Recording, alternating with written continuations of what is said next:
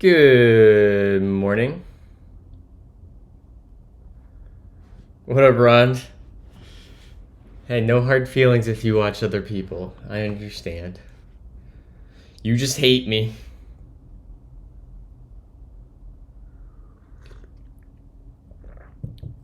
Yeah, dude, we gotta do Advent of Code. I gotta fix let's see if so we're laggy again. So I've fixed this the past couple mornings by doing this. I do that, and we come over here to OBS, turn that off and on. We go to properties, we switch our monitors, we say okay, and we go properties, and we go back here, we say okay, and we turn the cursor back on, and somehow that fixes our window lag. So stupid.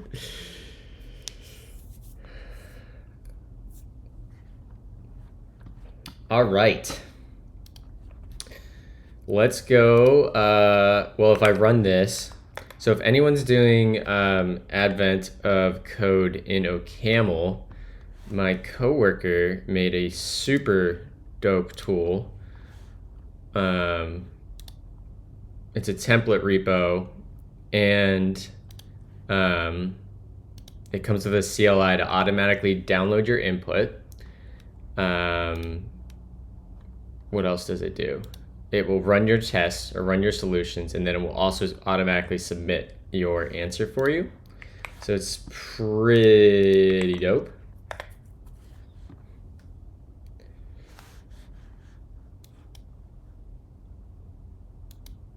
All right. So if we run this, in fact, I want to just like write this in one line. I don't like the multi-line stuff. Dune exec bin / main.exe. We'll say -- year will be 2023. Day will be 1. And we're doing part 1. And we'll watch. So -- do we have to do -- watch?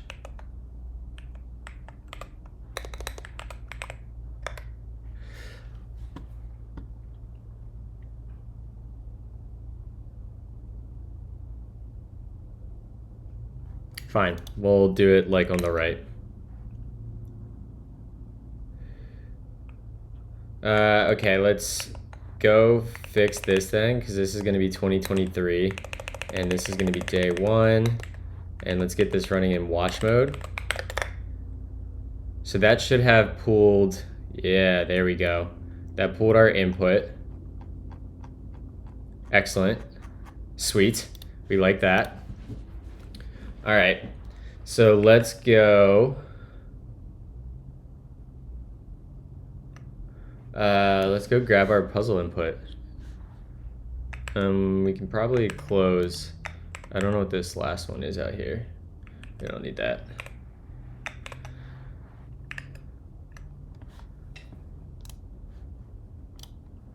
Let's go to Advent of Code. Day 1. All right, let's read the prompt, shall we, chat? Something is wrong with global snow production, and you've been selected to take a look. The elves have even given you a map. On it, they've used stars to mark the top 50 locations that are likely to be having problems. You've been doing this long enough to know that to restore snow operations, you'll need 50 stars by December 25th. Collect stars by solving puzzles. 2 puzzles will be made available on each day in the Advent calendar. The second puzzle is unlocked when you complete the first. Each puzzle grants 1 star. Good luck. You try to ask why they can't just use a weather machine. Not powerful enough. And where they're even sending you. The sky. Hold on. And why your map looks mostly blank. You sure ask a lot of questions. And hang on. Did you just say the sky? Of course. Where do you think the snow comes from? Then you realize the elves are already loading you into a trebuchet. Please hold still. We need to strap you in. As they're making the final adjustments, they discover that their calibration document, your puzzle input, has been amended by a very young elf who was apparently just excited to show off her art skills. Consequently, the elves are having troubles reading the values on the document. The newly improved calibration document consists of lines of text. Each line originally contained a specific calibration value that the elves now need to recover. On each line, the calibration value can be found by combining the first digit and the last digit in that order to form a single 2-digit number. For example, 1 ABC2, that should be 12. Okay, that checks out. Let's grab this sample input. Let's bump this over to the left side of our screen, and we will go to our input.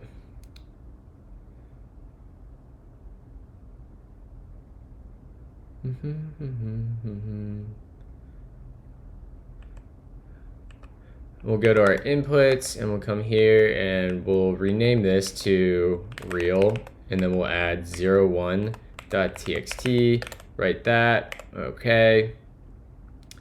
And let's go in here and we'll paste the sample input. All right, so we got sample input to work with. Hopefully that printed out.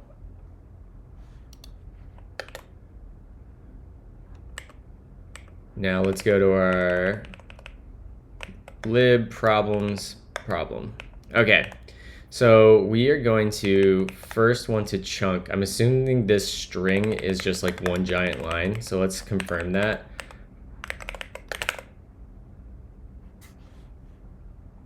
Hold on, because I know this application will print. Okay, so there's our output, and then that's the result of that. Okay, so we gotta split it. So actually, let's write a module, because we're gonna end up using this in a lot of different files. And let's just say let split lines. And we'll take a input and we'll say, yeah, that is actually what we want. I don't know why. Oh, that's actually clever, but we can do something smarter than that. We can say string.trim, and we can get rid of that last step. So we'll do that, and then let's come in here and say let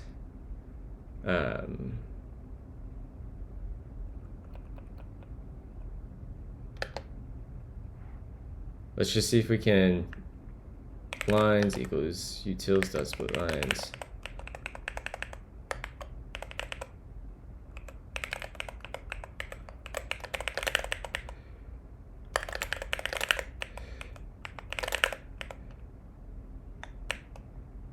Okay, so this needs to return a string.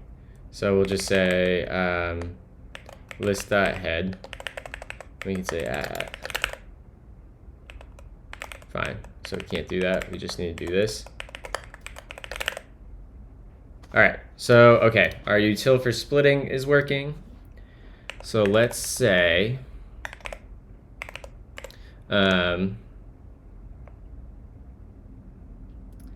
input gets piped into our utils.split lines, and then we'll just, for now, let's get a little pipe going here. We'll say list.head, and we'll pipe that into result.ok.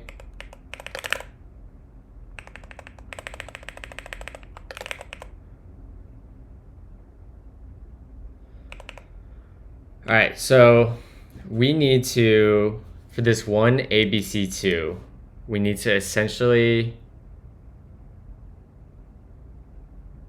take the first number and the last number. So we want to loop over every character in a string.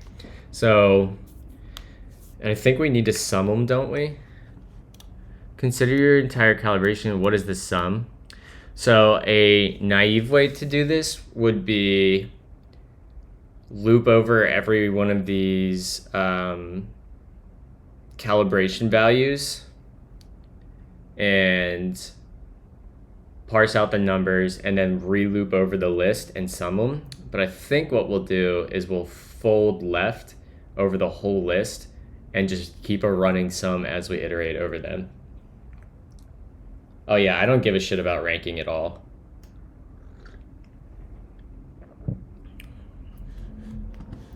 Okay, so let's write a function to parse our string. So let's say in here, we want, I'm gonna turn off Copilot for this.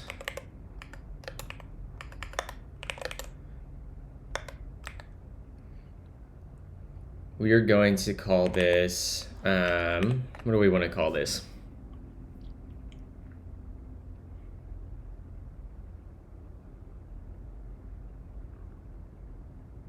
Parse calibration value. So let's call it that. So we'll say parse calibration value, and we're gonna get our value. So let's annotate this and just say it's a string. And then we'll say, we want to basically loop over every character in there. Oh,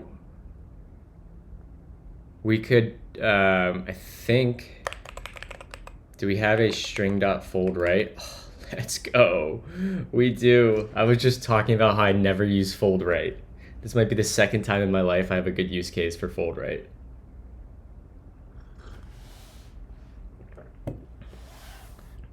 All right, so we'll say string.fold right. That's going to take a function that takes a char. So let's just say fun char.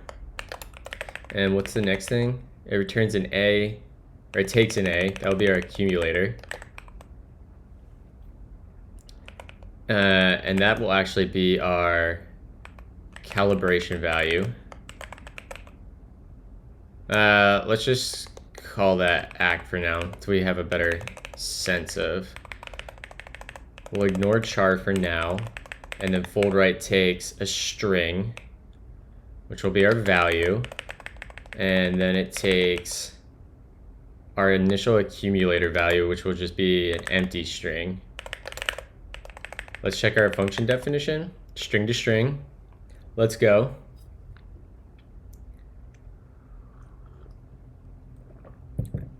Yo, I think Machine Gun Kelly is a giant piece of shit, but I fucking like his music.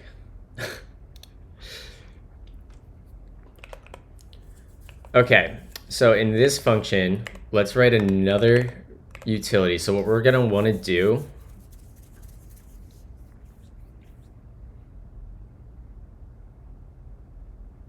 I wonder if string has like a filter map. No, it doesn't.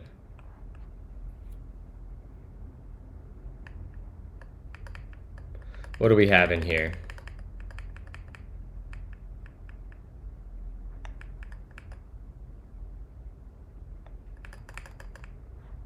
Okay, so we're gonna write a utility where we want to check if a number can parse to,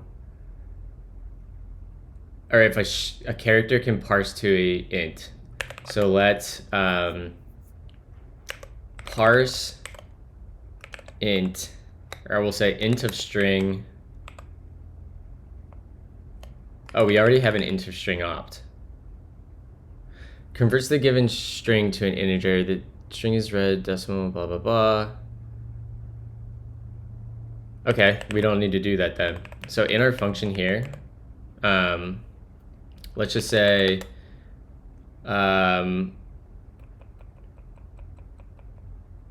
check calibration character, or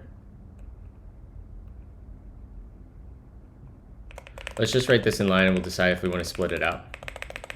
So in here, let's just bump this down to the next line and we'll say let, actually we can say match int of string opt char with, and we'll say none. We'll return our accumulator. Or if we get a sum, We'll also return the accumulator just to get type checking in here. Ah. Can we say char.toString? No. How about string of char?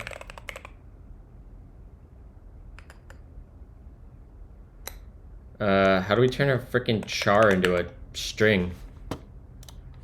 OCaml.org. What up, chat? Oh, what happened to the styling on this website? Let me get this in dark mode. What the heck? Why can't I turn on dark reader?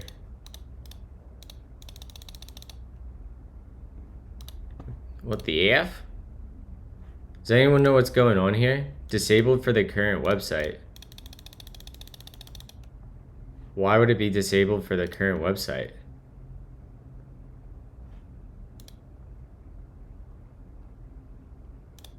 There we go. That was weird.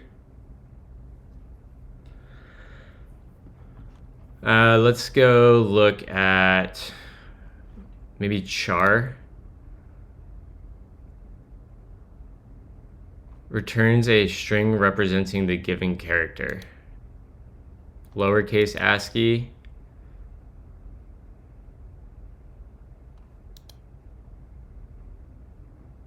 I guess we want escaped.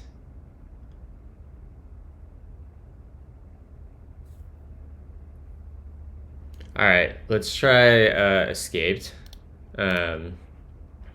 Let's say yanks around in Word, and we'll say char.escaped. And this will get some value. We'll ignore that. Okay. So now we want to, in this case, we'll say this is the, we'll say partial calibration value. And we will do this. And then actually this needs to be string of int.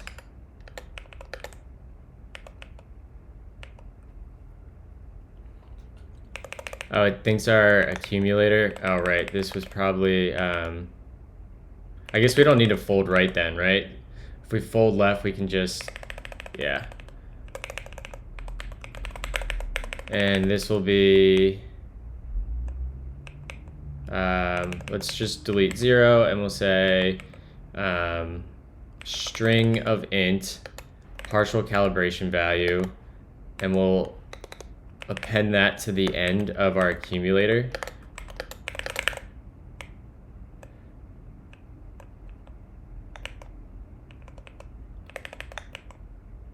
Wait, what? Int of string. Sure.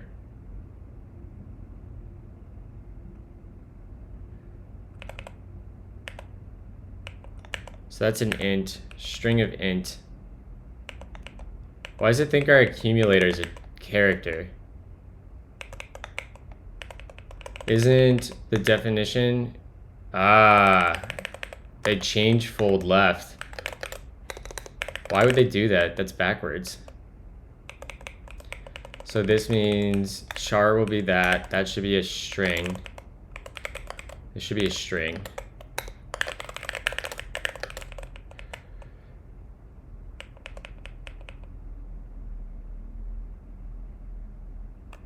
Why is this so upset? I don't see what I'm doing wrong here. Let's ignore that value and just return the accumulator again. All right, unbound value acc.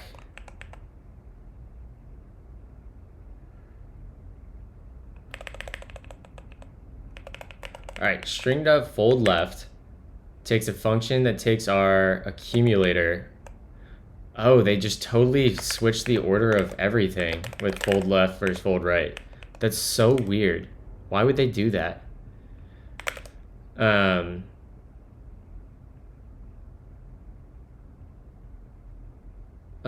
Let's see here.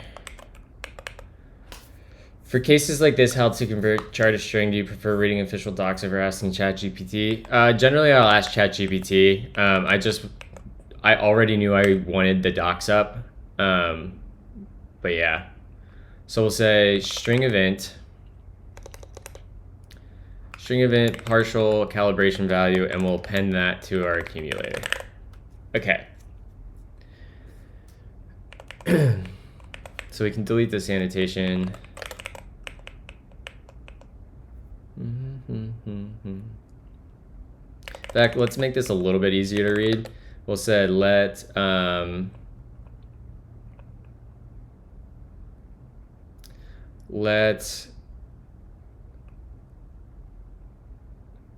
calibration value, let partial value, let's call partial value, call that value, and we'll say char, and we'll pipe that into char.escape, and then we'll pipe that into int of string opt, and we'll pipe that into option.map, and we'll say string event in. So now we should have a string option. Beautiful. And we'll match on that instead. Partial value, sum, and we'll say delete to there. And we'll just shadow that, that's fine. Delete to V. So this should be a string. So we don't need that. Oops. We'll go there. There we go. That's a little bit better. All right, so now this should effectively take a string and parse it down to, so let's say we'll do list.map, and we'll take a function, and we'll get a line, and we'll pipe that into, what is the actual name of this? This is, what does the puzzle call it? I like using the language in the puzzle. Raw value, I guess, whatever.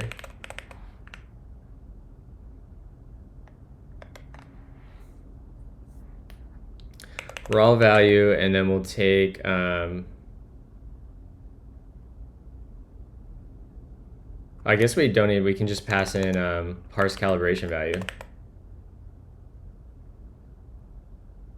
And then we can say result.okay.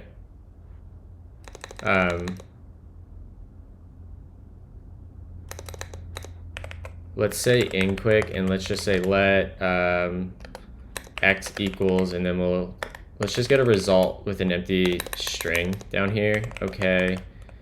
So our typings always work. So this should be a string list. So rather than mapping, well, actually, let's print this out. Let's say format.print, and I think we can do, how does this work? We'll say %a and a new line, and then I think there's this like format.dump, dump list, and that's gonna take a string, format dot string, and our x. Maybe that's backwards.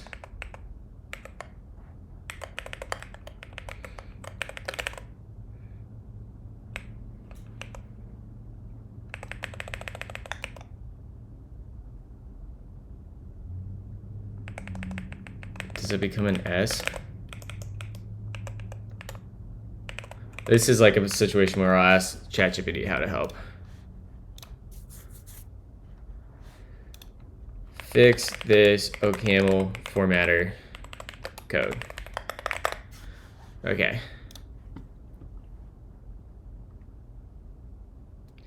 fmt.string x.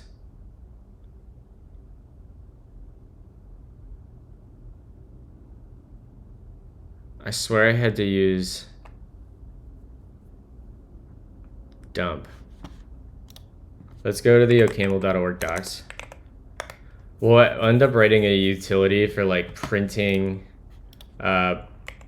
Let's print string list, and we'll get our list, and it's going to be like, this is a place where I would like to turn on Copilot actually.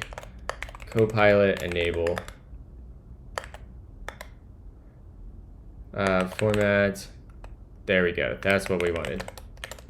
Maybe not. Damn it. I did this yesterday. I just can't remember how to do it. Does this just need to be an A? Expression is type string list, the unit, but an expression was expected of type format formatter.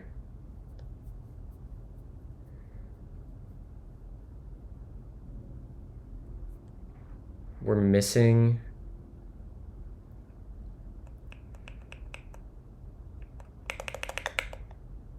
format T, okay, and then a list of format T.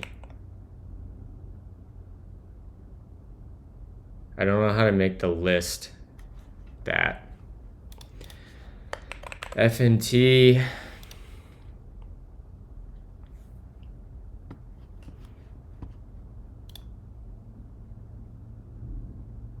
What is going on with my carpet? Oh yeah.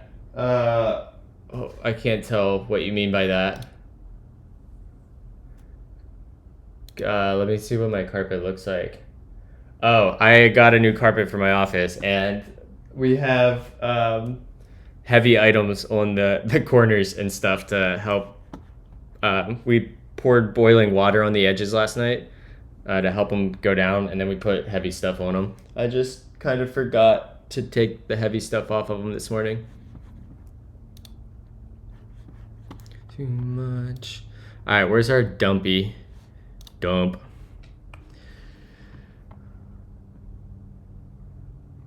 Show me how to do this. List PPV, format and okay. I don't understand how to use this.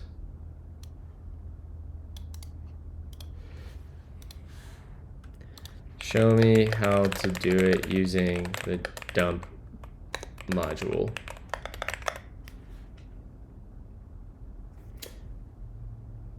Oh yeah, it probably looks better in person than it does on the camera.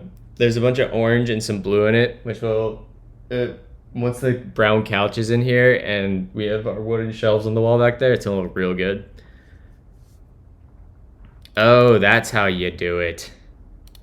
I have my paren in the wrong place. So let's go up here and we'll say, we were so close, chat. We just put a paren at the wrong spot. There we go. Dumb. Whoops. So let's come here and let's just say utils.print string list. All right, so we got 21, 83, 54. That doesn't feel right because we only want the first and last. Right. So we have to go fix this in particular. Parse calibration value. Can we... Let's go look at our string library again. Because we're effectively just want to get like the first character and the last character. Like if we could do string.head and string.tail, that would be sick.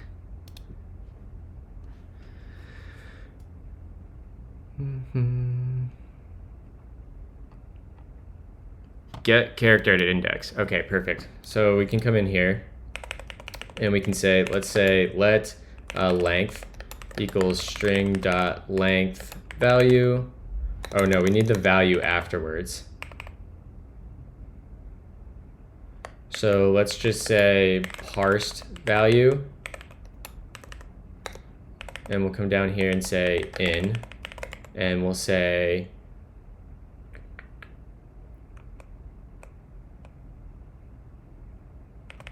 Yeah, we'll return parse value quick, and then we'll come up here and we'll say let length. Yep, and we want, oh no, we need the length of the parse value. Right.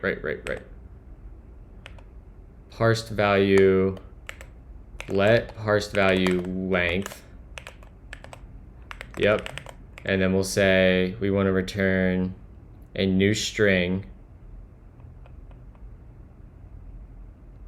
So we're gonna say string dot, what was it, get parsed value, and we're gonna say 0, and then we're gonna concat string dot get parsed value. Yeah, that's close to what we want. I just don't know what I did wrong there. It's probably parens.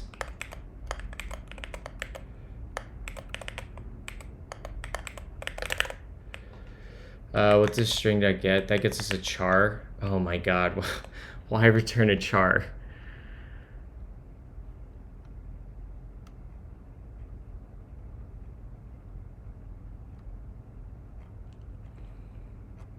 Okay, we'll just do the same thing. Let's say let first digit is that, and we'll just pipe that into char.escaped in.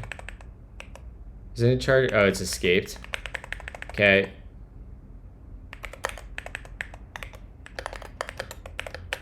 Do that old trick right there. Why can't I full screen this? There we go. Parsed value should be a string. What is this upset about? Oh my lord. Okay. We'll paste that there. Do that. Delete word. And then we'll say last digit. Yep. And then we'll change this entire line and we'll say first digit, last digit. There we go. That looks better, chat.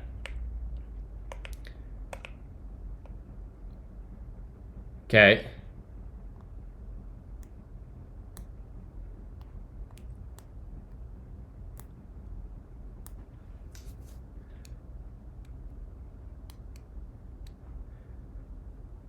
I mean, it returns a character rather than a string.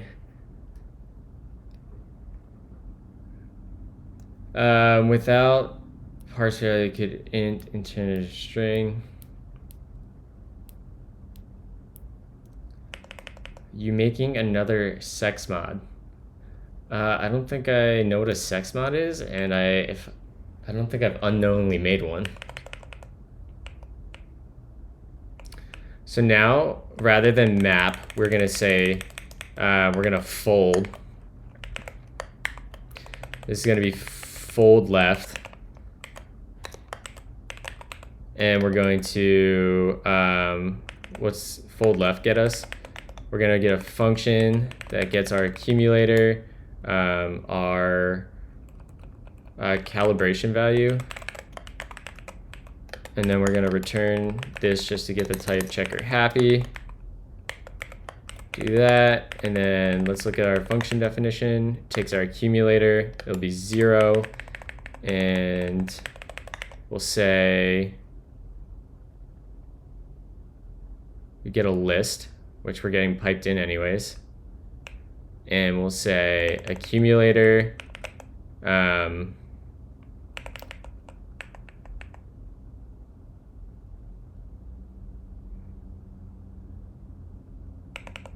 char.escaped.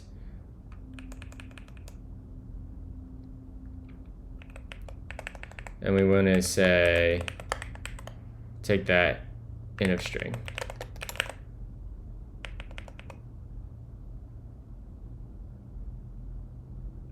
Oh no, you guys are fine to backseat. I'm totally cool with backseating, especially as we get into some of the harder days. Okay, let's get that. And in here, we're gonna call, it will be accumulator plus our parse calibration value, raw calibration value, raw, yanking word, find that, whoops, wrong button. Okay. And then we'll say, that should be an integer, so this should be actually our result now. And let's take this and delete that. We'll pipe this into string event, result, okay.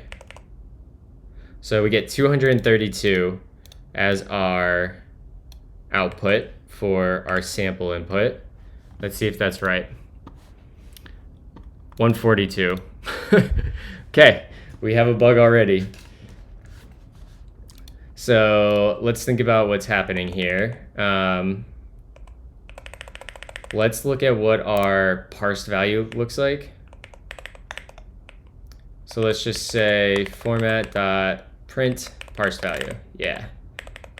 So we get 21, 83, 54, 321, and 7. Okay, that looks fine. Let's say in here, we'll come back, let x equals this, and we'll turn result dot okay input. This should be our int. We don't want to do that though. We want to let's actually say, we can go back here. This is fine. We want to come back here and let's say let result equal this, and then we'll print our result, format.print result, and then return our result.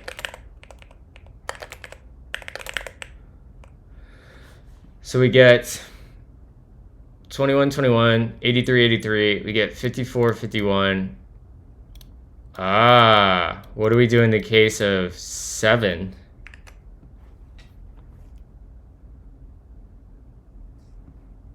Well, that looks right, doesn't it?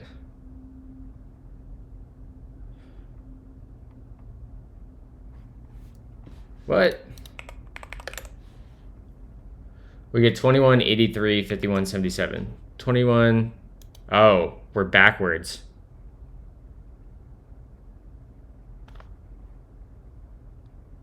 Maybe I was right to fold.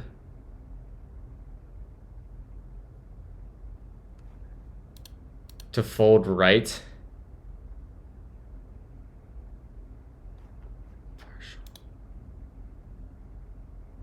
Oh, this is backwards. Lol. Okay, that should be better. So dumb.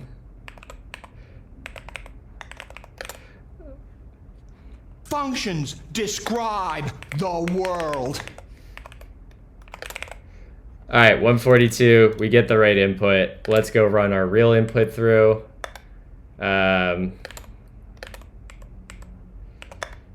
Let's go in here and grab our real input and go back to here and paste that in, save that. And we'll drop down and we can say this, and then we can come down here and we can do slash and we can say submit.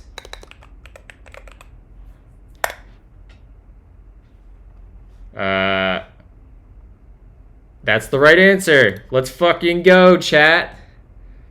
So we should have a gold star here. Let's refresh. Yeah. Woo! First try.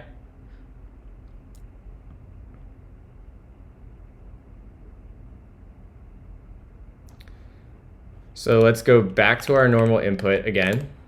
So we're gonna want that for, oh shit, we shouldn't have watch on submit. That's gonna spam their servers. Gotta be careful about that.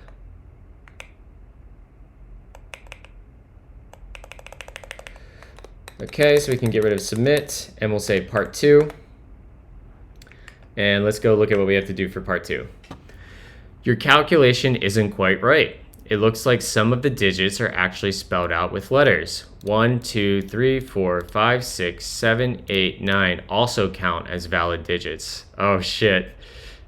Oh shit, chat. Equipped with this new information, you now need to find the real last digit on each line.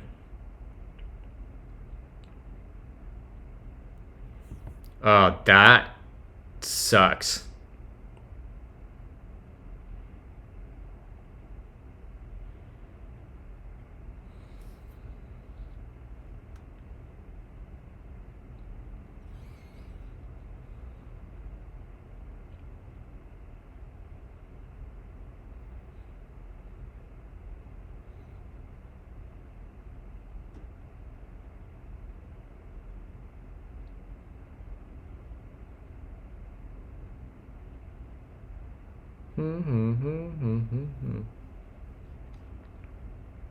Oh, it's so annoying that the strings.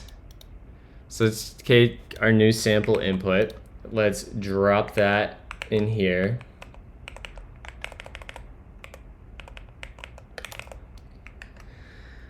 So one way we could do it, like the thing off the top of my head was to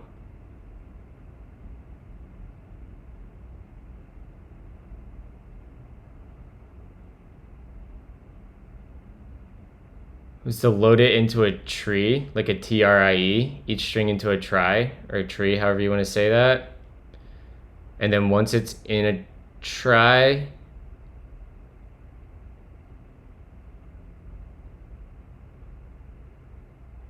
or maybe we load our normal numbers into a trie, and then as we loop over it, we can basically take a letter, see if it's a node in our tree. Okay, I kind of like that idea. Okay, let's go look at how to implement a tree.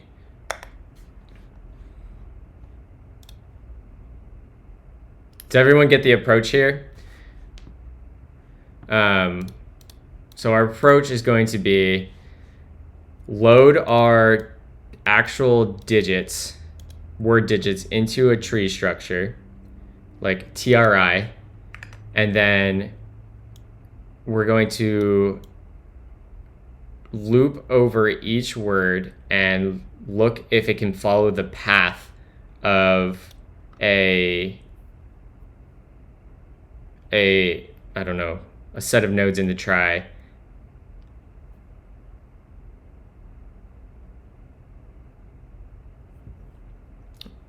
What would be a simpler way to do it? Because Ron's saying he has a simpler solution. Overkill?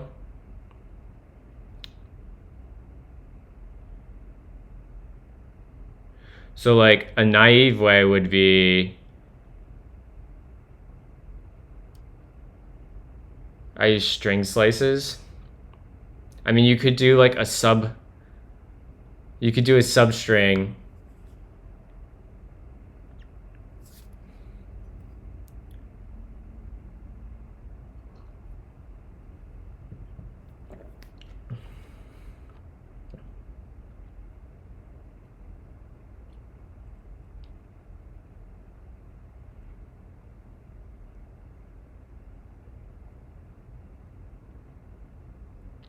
Oh, that's actually clever whimsically. I like that idea, actually. We're going to go with whimsically idea before I got into the business of... till I get into the business of... Oh, that's clever using pattern matching. I like that. So let's go into problems here, and we'll say part 2. And we'll say, let's parse... calibration.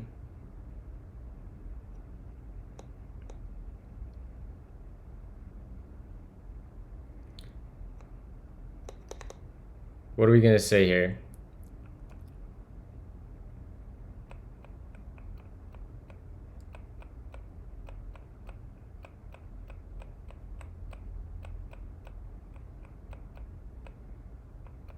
let int of chars. Let me turn off Copilot again. Int of chars, and we'll get chars, and then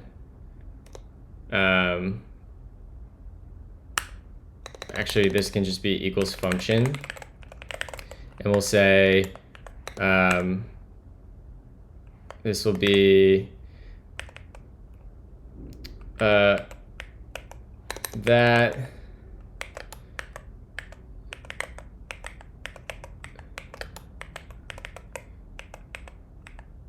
and then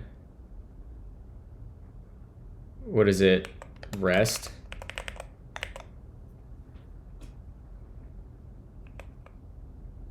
Is that how we do that?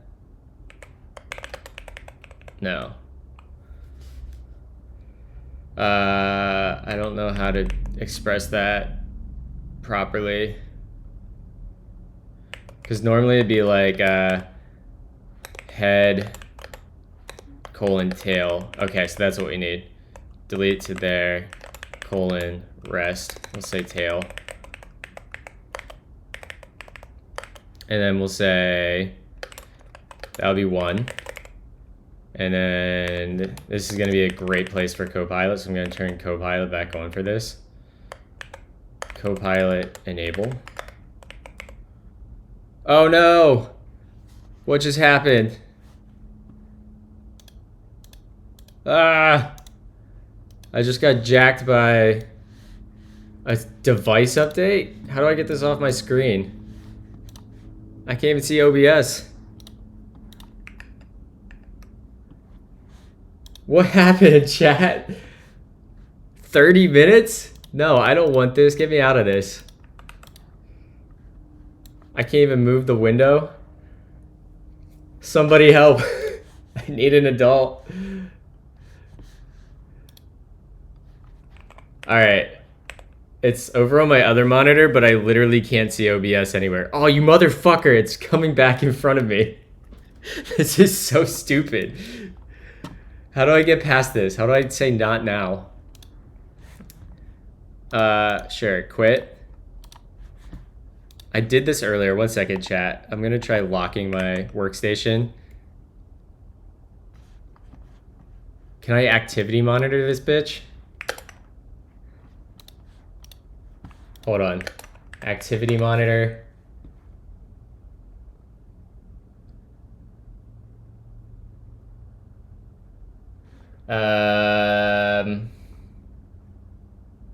What do we think this thing's called?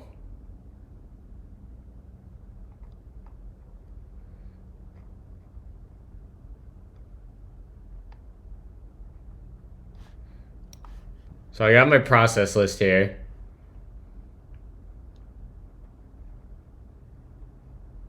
I'll run this update when I get off stream, but let's try to ignore it. I had this pop up earlier and I managed to get away from it. Maybe if I kill my Windows server.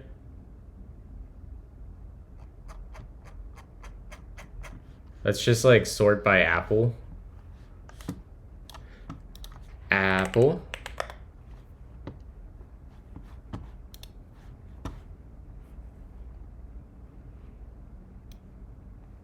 What do we think here?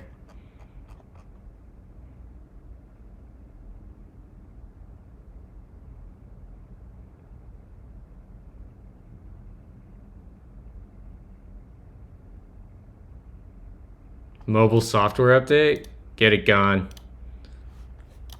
Let's just look for everything that says update. Oh, that looks like it's probably it. We're just gonna force kill all of this. Please. Please, mister. What if we... Oh, whoa. Oh, I can... I can fuck with it with rectangle. Hold on, let me see my rectangle stuff. Minimize. Smaller, so I can do control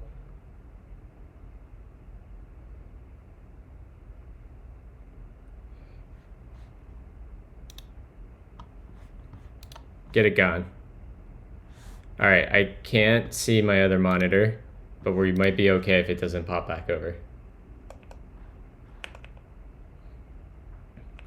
I just got wrecked by that, like 100%, absolutely destroyed.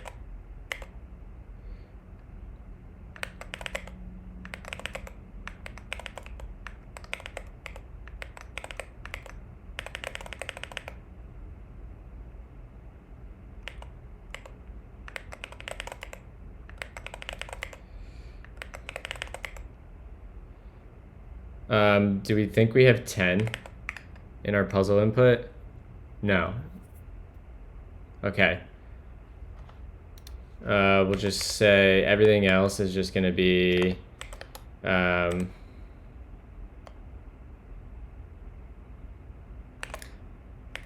we'll want these to be a sum. So let's record a macro where we'll go down, end of the line, insert sum, exit that, and then we'll stop recording our macro, and then we'll run it 8 times. So we'll say 8 at Q. Love macros.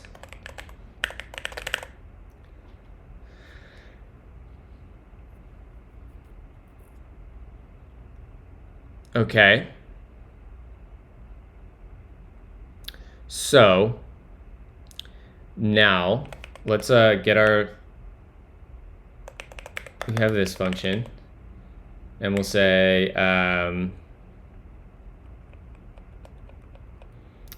yep, we'll get let lines equals in, and we'll just say, actually let's just change that and ignore that for now. We get our split lines, and then we want to map over our lines. List.map, and we want to effectively convert them to a character.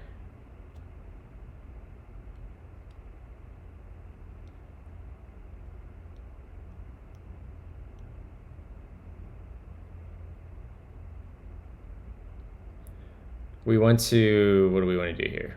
We're going to say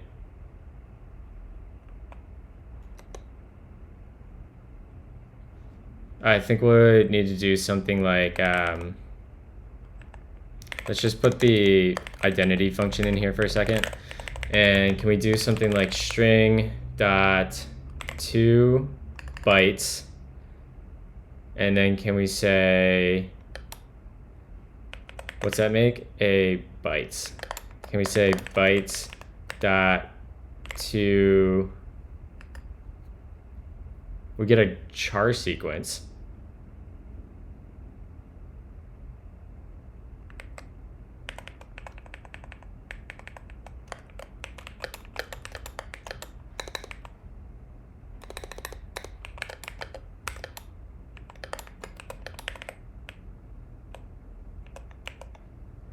So we get a char list. Is there a better way to get a char list? Let's ask ChatGPT that. Is there a better way to convert a string to a char list? Didn't we do this above? We just mapped. Although we need the whole thing because we're going to pattern match on the array. Or the list, excuse me.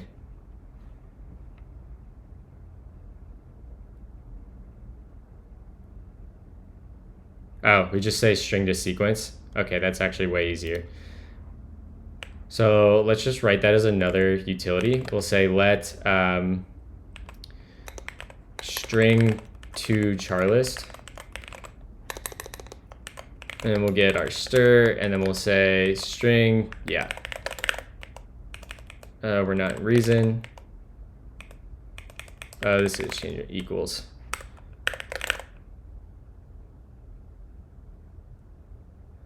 We can't, I don't think we can match partial strings like that, Billy. Maybe you can. What did I do wrong here? Okay,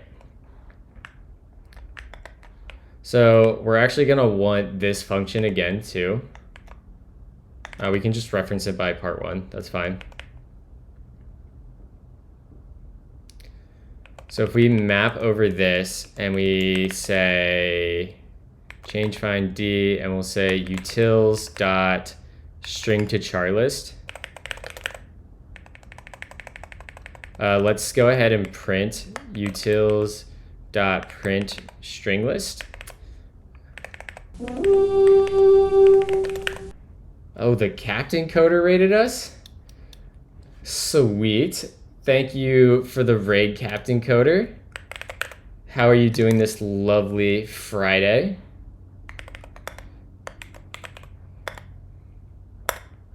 How was your stream?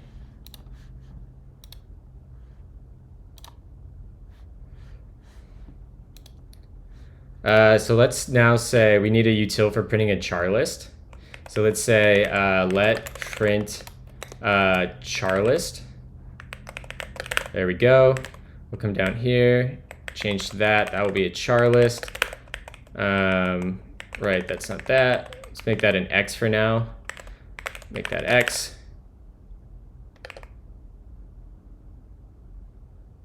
Oh, it's a list of lists?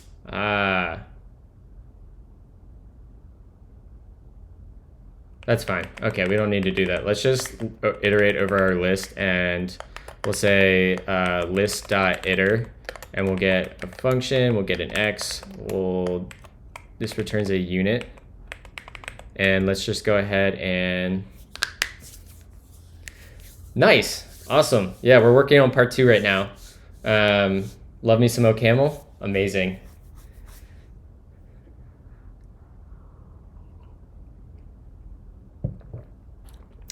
We want to print our X, which is a char list. So here we can say utils dot print char list X. And that looks great. Let's just ignore that and see if we're properly parsing our stuff. So our first input is blah, blah, blah, blah, blah. 219. Let's scroll up. This looks like we're getting what we want. 219. Okay. I have confidence in our splitting function. And next we can, let's see here. We can get rid of this line, and we're going to want to essentially do something super similar to what we did up here, where we fold left and keep it. Well, I assume we need to sum again. Is that what we do for part 2?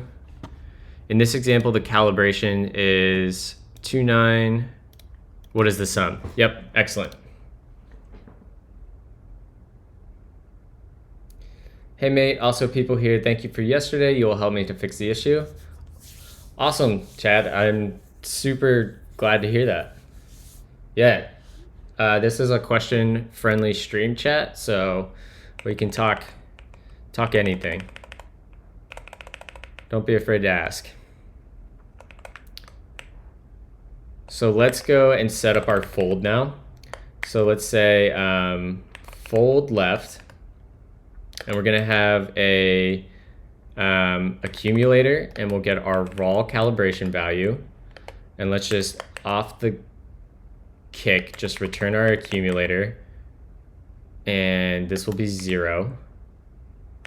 And we just want to ignore, this needs to be a function. We can ignore this for now.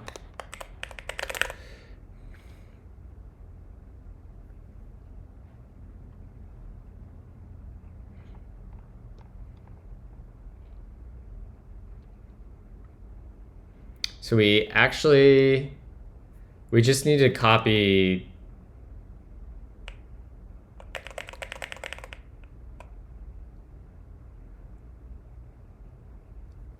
we need to do something similar to this, but we can't reuse what we had in part 1. So let's go ahead and let's go ahead and write our next function, which will be, we'll copy this and we'll take that there. This is going to take a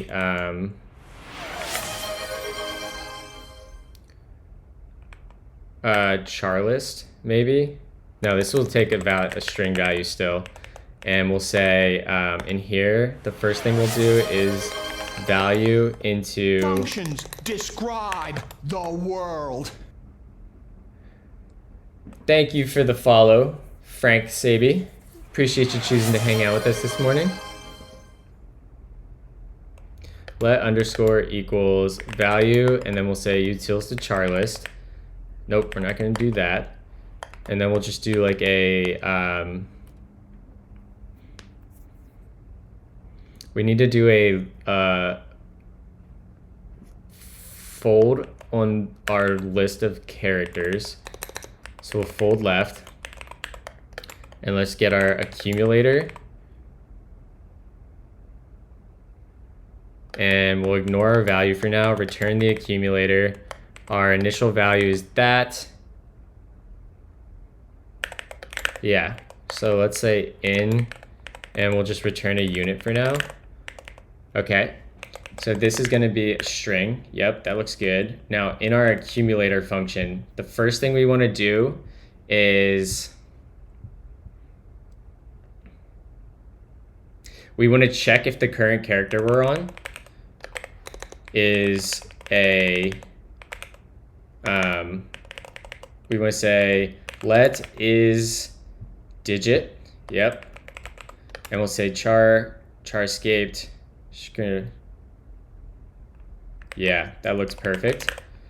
Let's just return the ACK down here.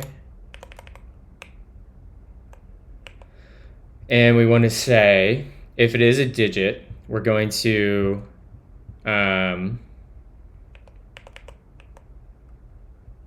actually, let's get,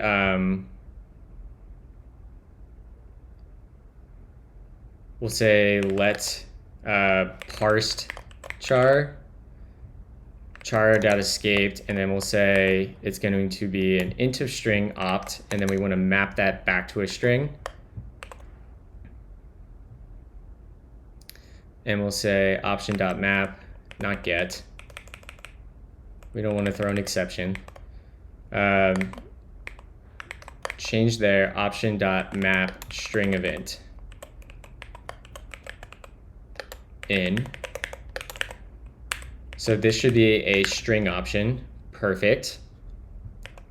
And then we want to parsed char. We want to say is digit.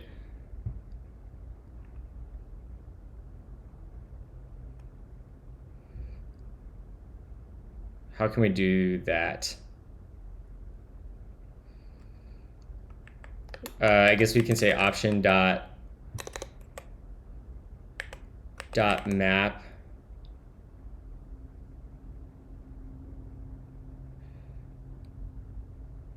and actually this will be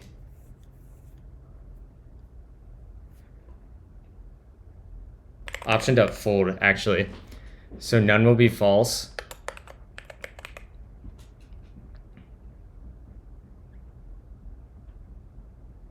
All right, wait, hold on.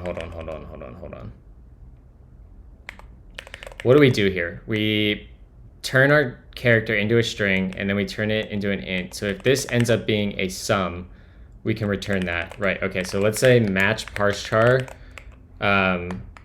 sum will be parse char accumulator that, none, let's do that for now. What's this upset about?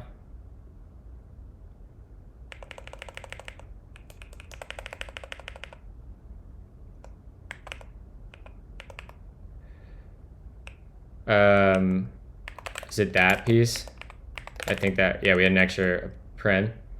May I ask what editor are you using? Because it looks so clean for me and I want to try it. I see it's Kitty, but is it Vim, NeoVim, or etc.? I'm using Kitty and NeoVim. And then I use Vim Kitty Navigator to basically jump between panes and terminal panels. And I use it in stack mode. which if you go look at my dot files, you can find all that configuration. So we do that. And otherwise, we want to attempt to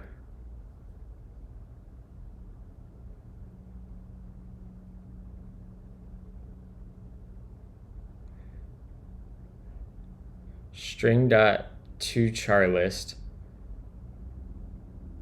Oh shit, this isn't exactly how we want to do this, is it, chat?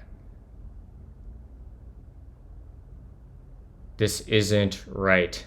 Shit.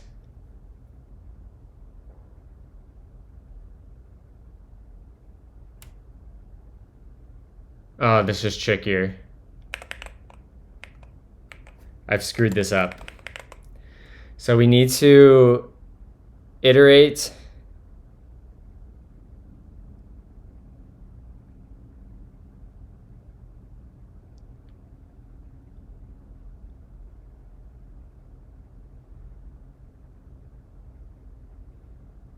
what are we gonna do here? We almost need like a for loop rather than some sort of fold, right? Because I'm gonna work on this till maybe like 8:30 and then switch over to create melange app, and I'll come back tonight and we'll finish up day 2 later tonight. Because I also want to work on create melange app.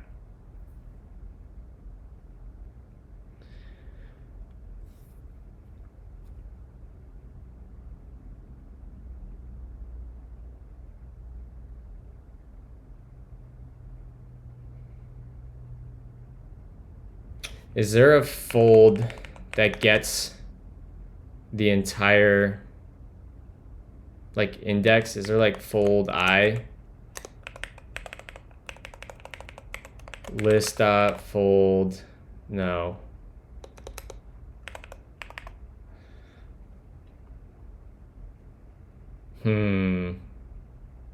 So our problem here, chat, is that we don't have a way to use our function we wrote up here, right? Because we effectively need to loop over our character array and then at each index, try to match at the current index to the end of the string on this, but also match at the current index. Happy AOC Trash Puppy. This makes me want to go back down the path of writing a tree to do this. Because if we loaded a tree, is that really any different? I don't think that's really any different than this pattern match, though.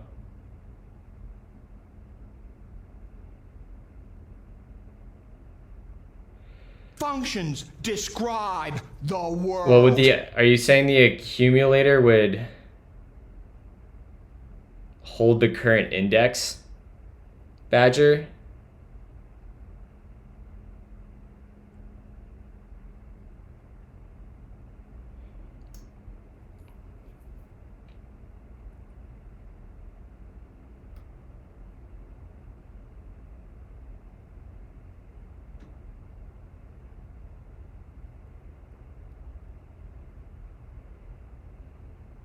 Because like the accumulator, we would have like this we would have like a type, right? Let's just call it ACK, and it would be a record, right? And it would be our let me turn off Copilot again. Copilot disable, and we'll say our value would be a string, and then we would have something like index would be 0, or it would be an int, and then we could effectively like look forward. Functions describe but then we would need to like skip, right? Like let's say we're at index 0, we do our check to see if the current character is an integer. If it's not, then we're going to check against this, like, we're going to try to pattern match on our current index forward on this function. And let's say we hit, right? Let's say we hit here. We have to, like, I guess we could do something stupid like, well,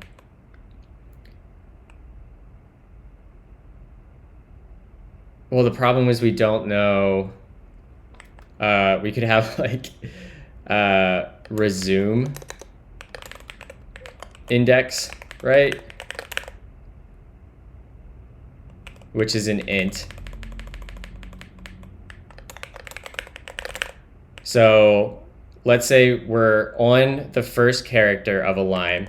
We check if it's an integer. It's not. We then pattern match against this guy right here. And let's say we hit 1, right? We see 1.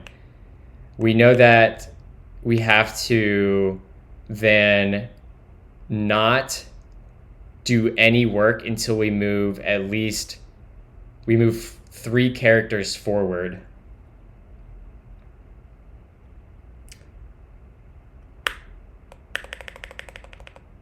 I mean, we could try that. I don't know. Let's give it a shot. We're only going to do this for another 7 minutes, and then we'll come back tonight and work on it. Okay, so our accumulator is going to be, this is going to give me a bunch of type errors. So I'm just going to toggle my diagnostics now until I get it relatively closed. So let's say value will be an empty string. Value equals empty string. And then, is it comma? I never remember. Index equals 0, and resume index equals 0. Nope. Not commas.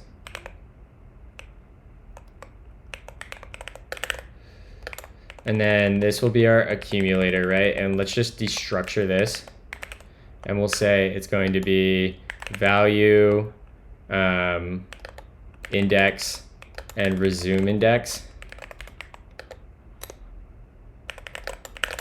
And then let's actually copy and paste this. No, we don't need to.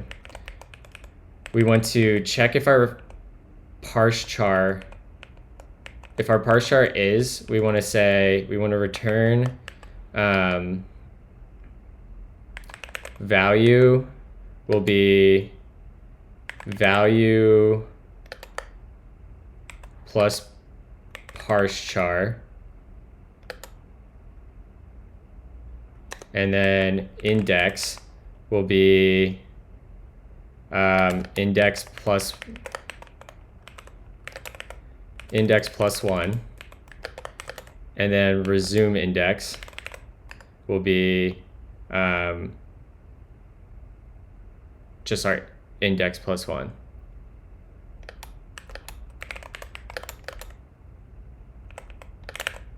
Right? What's our unbound value accumulator? Oh, right. So we'll just say we'll return value index equals index plus 1. And we'll say resume index equals index plus 1. Where's our error at now? Unused. Okay. And sure. So we'll say if index does not equal resume index, then we return value index plus 1 and resume index is the same. Else we do the rest of this guy over here. Yeah. Right? So that's how we ignore if we hit, like, let's just say 2. Our resume index will get set to the current index plus 3, well, plus whatever this returns, right?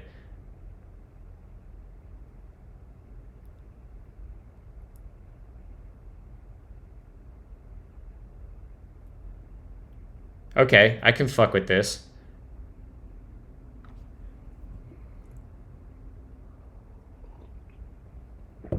I can fuck with this. I can see how this is coming together here. All right. So if our parse char is sum, we do that, and otherwise we're going to come into this function, and let's just bump this down a little bit, and let's add a just like comment to hopefully give us a line break. Perfect. And we'll say let, actually we can probably just do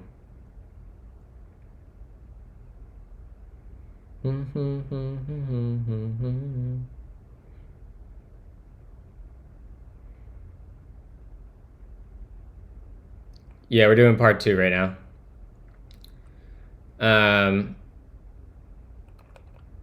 What was our function up here? Int of chars. So let's say let x. Oh, we got some M&M going. Let's fucking go, chat. Int of chars, and we pass in. We want to get a string dot sub s position length. So our position is going to be index, and then we're going to say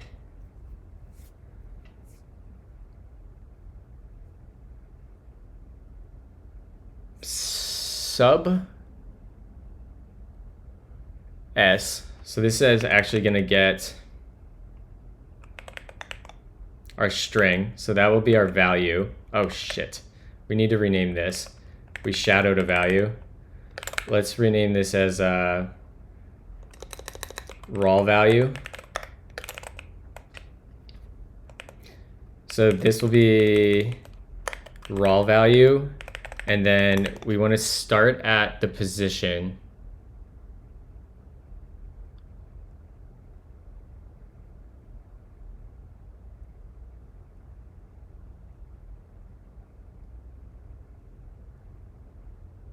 Are you from Detroit, Badger? Functions describe the world. Not that you have to say if you don't want to, if you don't want to dox your location, but sub s position is a string of length len containing the substring of s that starts at position and okay, so we want to say we want to take the substring of raw value starting at index, and it will be string dot length of raw value minus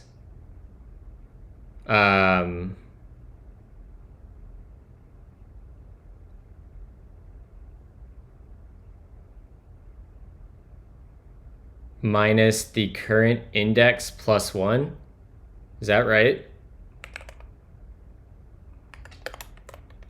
Is that right, chat?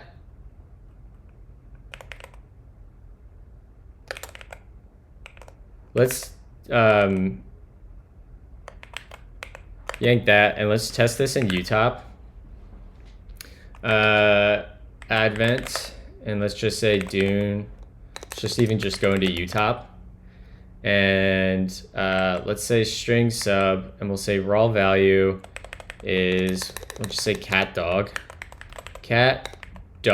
and let's say our starting index, let's say we want to just grab dog, right? So our index is 4, 0, yeah, that's 3 actually.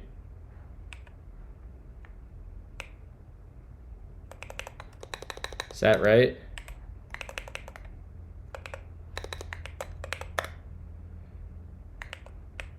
Unbound, oh, right.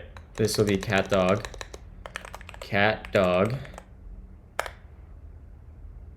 Invalid argument? What did we do wrong? String.sub. That takes a string and int, and it returns a string.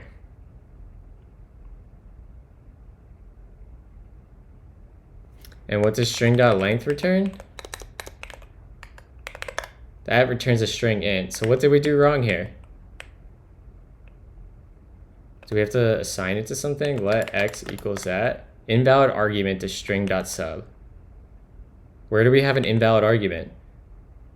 We literally give it a string, we give it a int, and then we give it another int.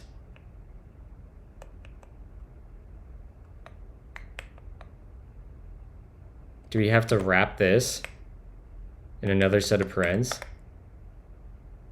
String.length. I mean, we should get it right though. String.length cat dog. Okay. String.length, and then we say -3 + 1. 4. So it'd be string.sub cat dog 3 4.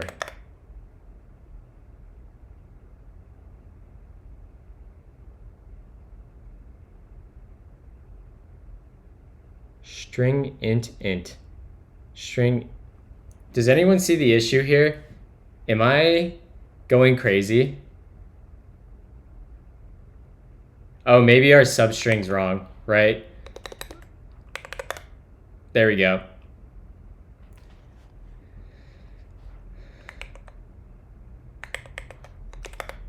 Okay, we don't need the +1. Okay. So we don't need the +1. String.length raw value. Let's just wrap that just in case. Okay, that needs in.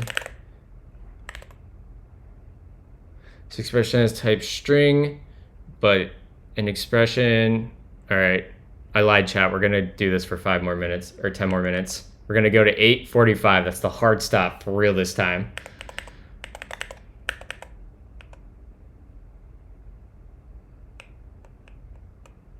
So we would get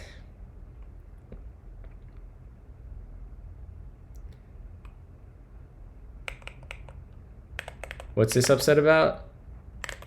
This expression has type string, but an expression was, oh, we have to convert it back into a utils dot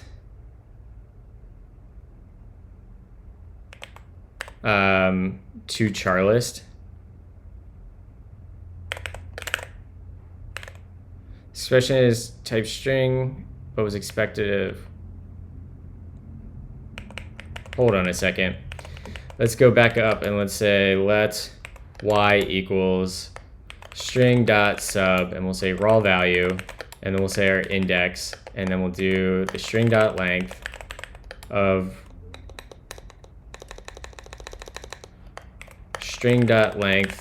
our raw value, and then we'll say minus the current index in. So that will get us our substring, right?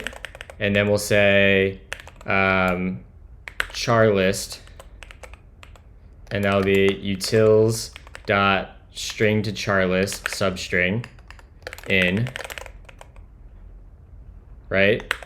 So that should be a char list, and then we should be able to say get rid of this junk, delete that, end of char is char list, right? Yeah, that's what we wanted. I don't know why that was so complicated, because we should be able to just pipe that to utils dot string to char list, and that should be a char list, yeah. And then we should be able to pipe that to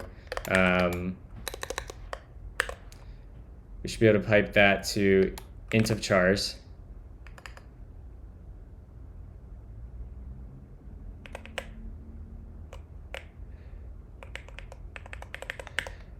A char list. That's not what we want though, right, chat? We want a char list. What did I do wrong on my match here?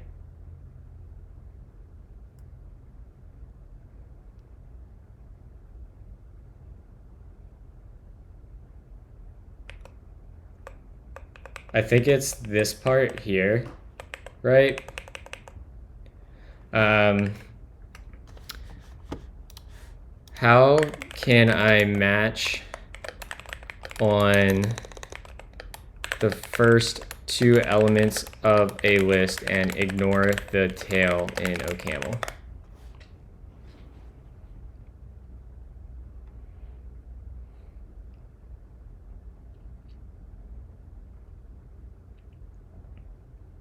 Ah, okay. I see. All right, let's write a macro for this, and let's illuminate, toggle. Let's go to the beginning of the line, and let's record, and we'll jump to here, and we'll say delete surround that, and then we'll say highlight the row, and we'll go into here, and we'll say replace that with that, and will become that, G, enter, and we'll stop recording, and then we'll say 9 at Q. Oh, we forgot to record down. Damn it. Let's try again. In fact, we can just do this faster. We'll just do S, and we'll say we want to match on that. We want to turn it into that globally. And then we'll highlight the same section, get rid of that. We'll turn that into nothing. Highlight the same thing, S, and then we'll say that one, S slash the outside one, and we'll turn that into nothing. Okay, I think that worked. Now it should be char list in option. That's better. Let's go chat.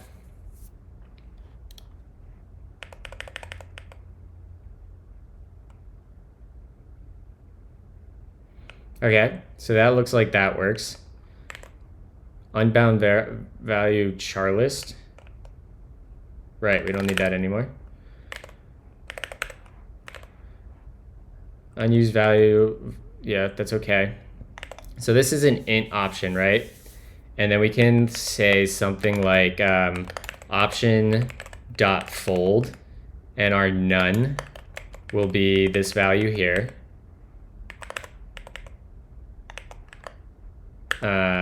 That guy. Value, what's it upset about? Line 83. Sure. We'll just say in, and we'll return our accumulator just to get this happy, okay? And then our sum is going to be a function that gets our, what is this? This is going to be an accumulator. That doesn't seem right. This should be an integer, right?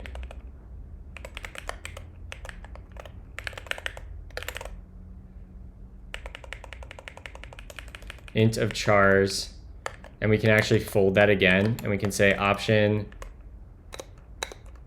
dot map, and it'll be string of int.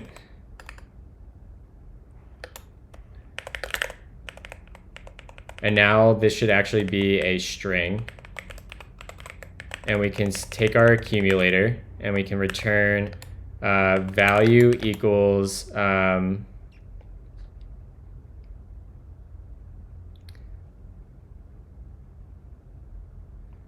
value plus this will be our parsed. I don't know, we'll just call it parsed for now. Parsed. Our index will equal index plus 1. Or no, it'll be index plus parsed, right? Because we know that's how long, how many No, that's not right. Shit.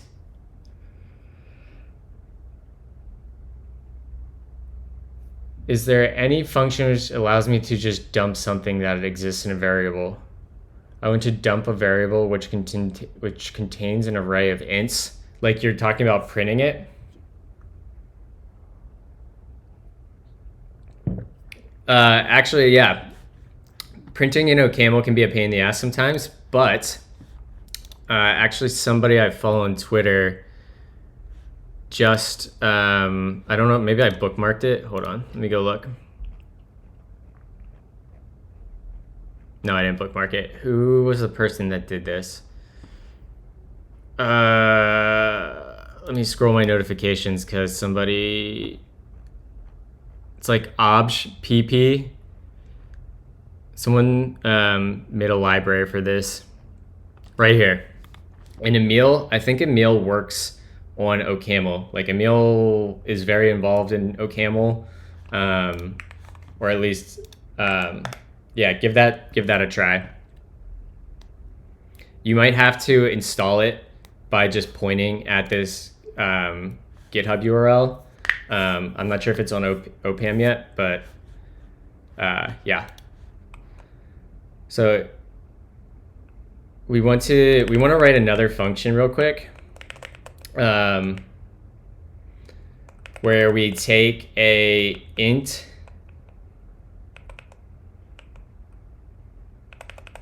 let's just say let int to word length function, and we'll match on 1 to 1, or no, that'd be 3. 2 would be also 3, and 3 would be 5. 4, I'm gonna turn on Copilot. Copilot will be really good at fixing this. 4 will be 4. 5 will be 4. 6 will be 3. Yep. And 9 will be 4.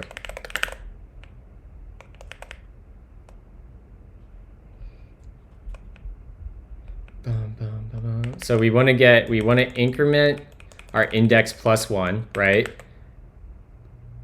We always need to increment our index plus 1, no matter what. But we want to make our resume index. It's actually going to be our index, our current index, and it'll be, we need that function we were just looking at. What do we call that? Int to word length.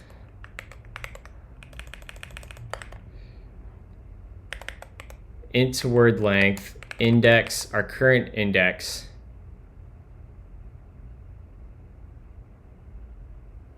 plus index. Is it index or index plus 1?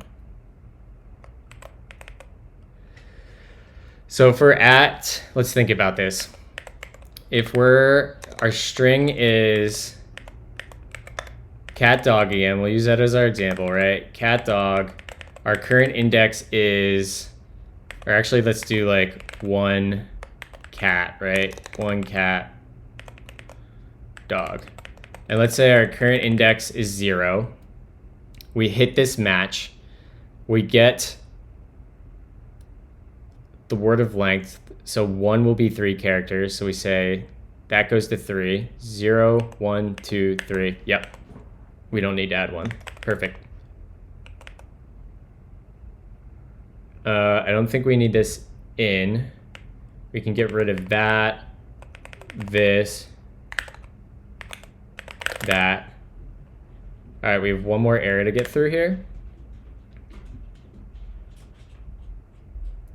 Sure, we'll just match on 0 to 3.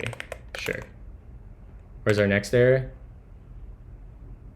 Okay, no, we'll just say any other value. We're gonna fail with invalid number.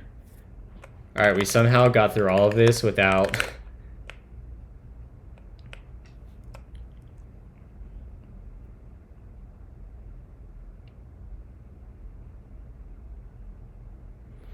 All right, chat. I'm gonna call it quits on part 2. We got a pretty good bit of the way through part 2 here. I'll probably do a short stream tonight where we wrap up part 2, and we're gonna switch over to create Melange app. What's up? I was just gonna ask you how many candles you wanted me to buy for the Candle Day sale. Is it from Yankee Candle? No, Bath and Body. I talked to. Oh, how much are the candles?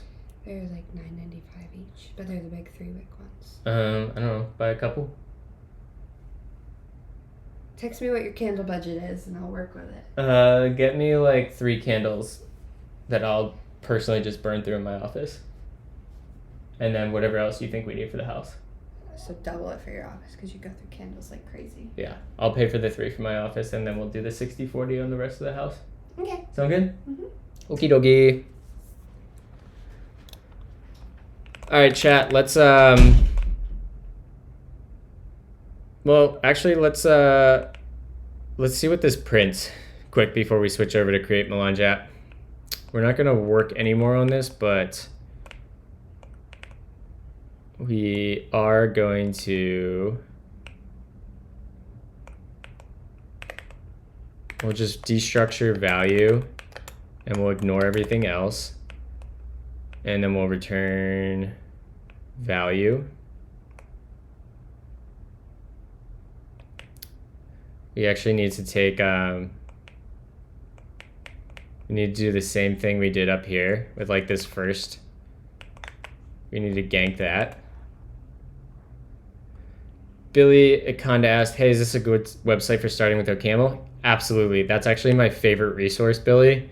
And that's what I recommend to everyone for getting started.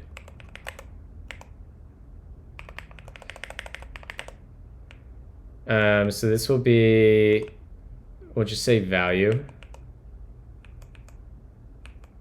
Actually, we'll just rename this, no, we'll call it value.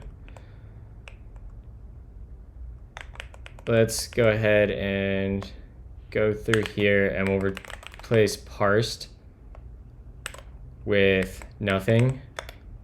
There we go.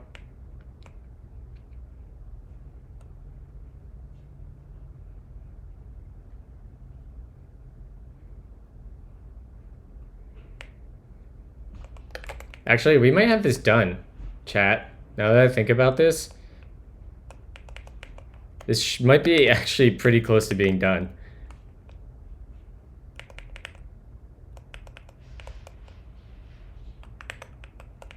Split lines, and then we'll fold left. We'll get that. Let's bump this down to another line.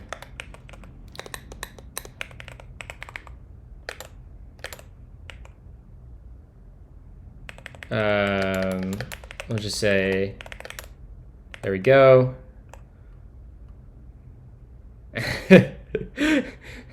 Leave me alone, chat. Ugh.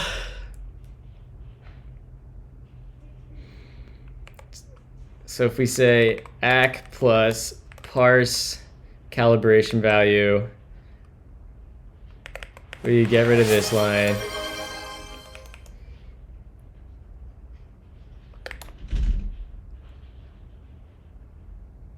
Typo. Okay. We pipe that to string event result.ok. I don't know, let's see what it says.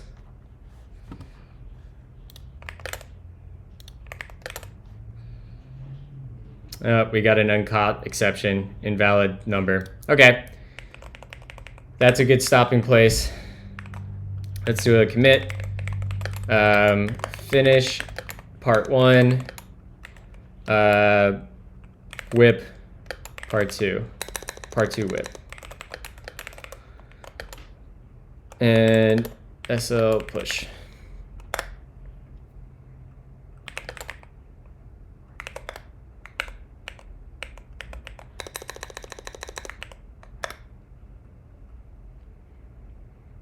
All right, we made a ton of progress here, chat. I feel good about having a nice little stream tonight and getting part 2 wrapped up. Let's switch over to create Melange app. So let's hop into here. Let's get into Vim, and let's get a bottom terminal going. Hold on, let me finish that real quick, Justine.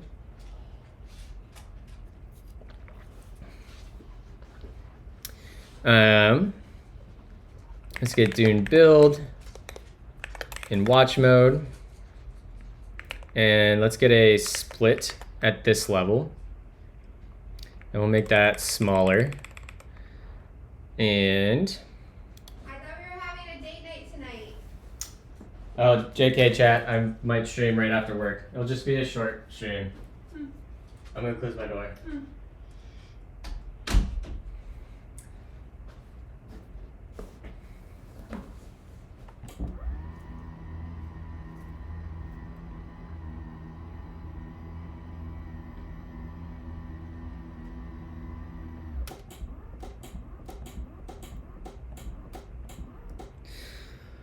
All right, let's work on this a bit. So yesterday we left off at a. Why can't I get over to my Vim Kitty Navigator's like not working? I can't. The hell? That's weird.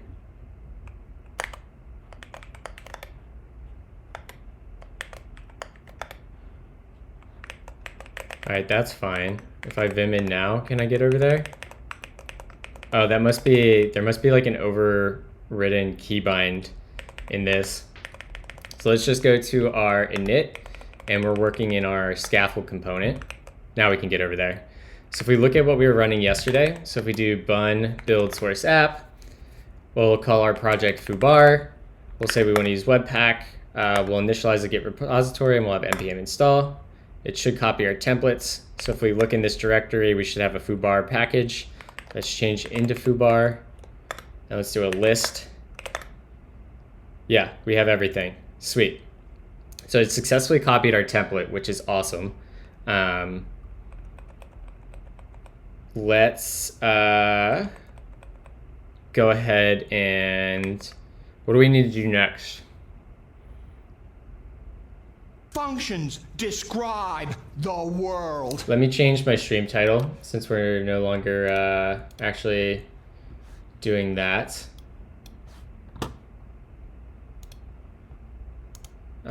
Show all. Oh shit. Quit. Open. Here we go. And we'll grab this. And we'll update our stream title. Done. I still have my entire other monitor blocked by that update window.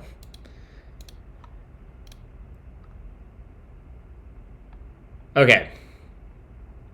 So I think one thing that I just noticed that I want to fix.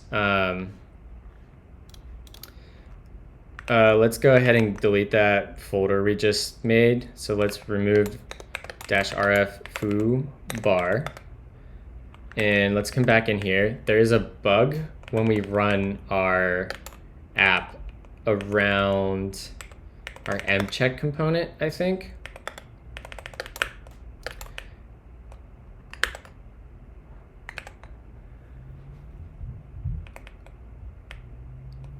I'll show you the bug I'm talking about here, chat.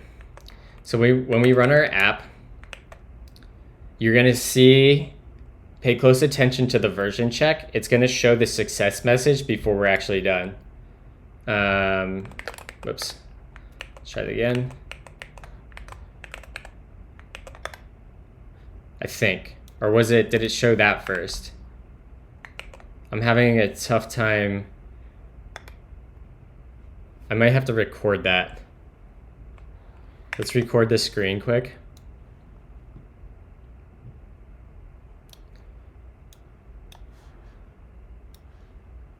And let's just get out of this, clear our terminal, and then let's record that, and we'll say, and then we can stop recording, and let's go ahead, dang it, desktop. Can I get that? It's stuck on my other screen and it's blurred out. Can I move it over here? Oh, this son of a bitch. No. No. This is so annoying.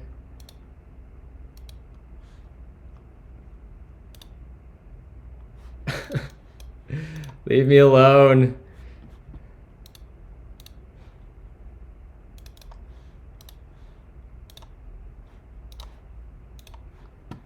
I'm getting wrecked, chat. I'm getting absolutely wrecked. There we go. Okay, we're back.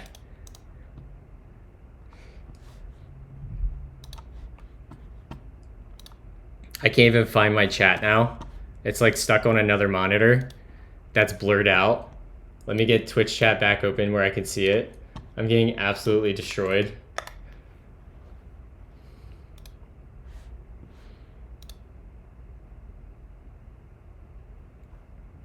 Oh my god. Stream manager. No! Son of a bitch! Can I like get away from it by doing another desktop? I might be able to. Where's my NeoVim? Hodl chat. Let's get this. There. That. Oh my god, I can't drag. There. And this goes over here.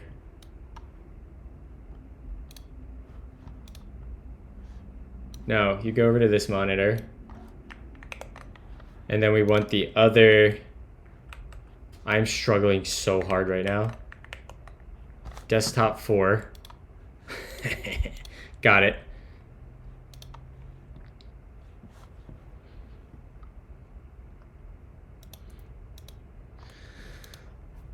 All right, let's see if I can actually find that freaking video now. I can't even get to this. This is so bad. I'm getting so screwed here. Okay. I can't get to my fucking video recording. Okay.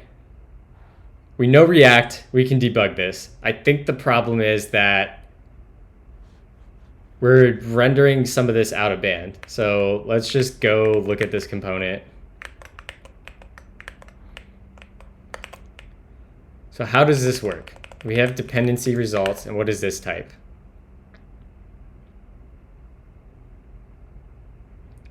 So we shouldn't be rendering that until that's good. In fact, we could put an artificial delay there too.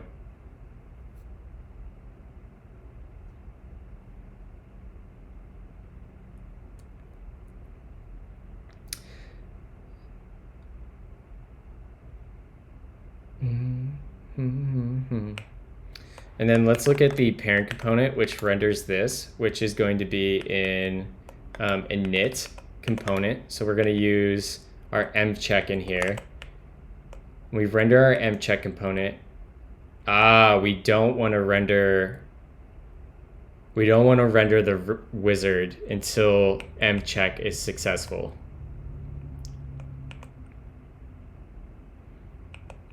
So mcheck result is a pass or fail.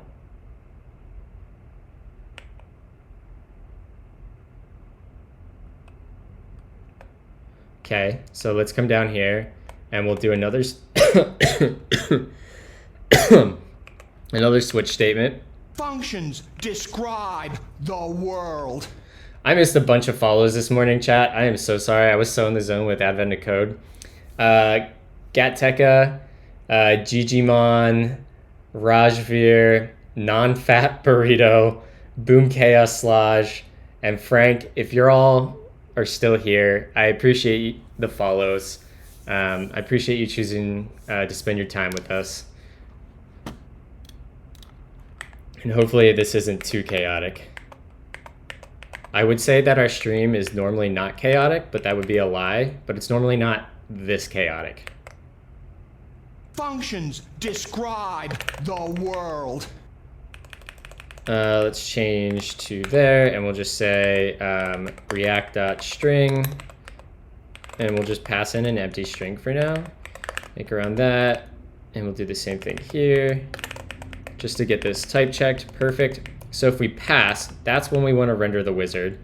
So we can actually take this line, jump back to the beginning, delete to the end, highlight this, paste that, and if we fail,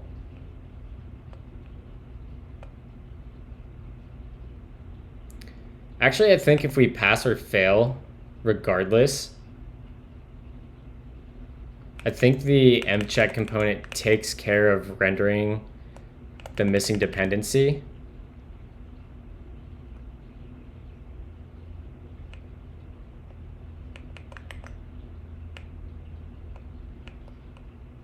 Yeah. So we really don't even care about pass or fail because that component's gonna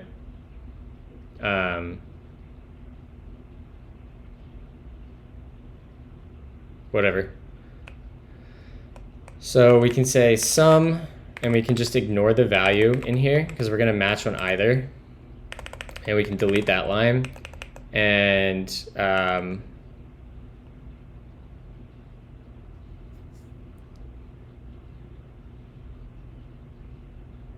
yeah, that looks good.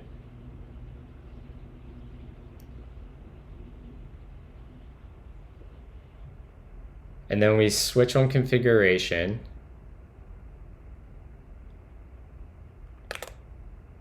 Does that look right, chat? Thank you for the follow, hey Addo. Appreciate you hanging out with us. That might be right. Let's see what this looks like to run now. We'll say create melange app, and we'll just say foobar, or boom. That looked better, right? See that again? Yeah, that looked better. Unless, is it still rendering what will your project be called immediately? Did anyone see that? Yeah, it's already rendering what will your project be called. Okay, so that's a bug. Our scaffold component should not be getting rendered.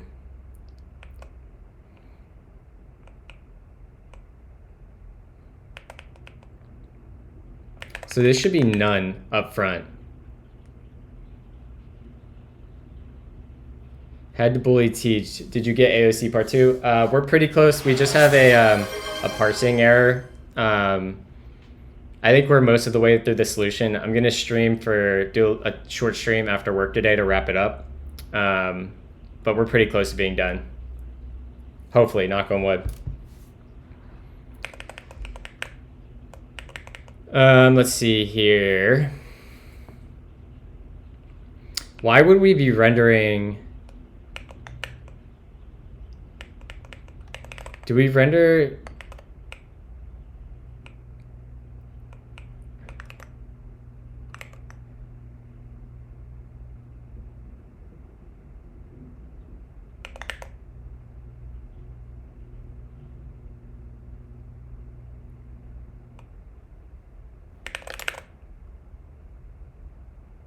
Yeah, Ron's right. I got a date night tonight, so my part 2 is gonna be really short after work. I'll probably be on like right at 5:30 to like 6:30 and be done.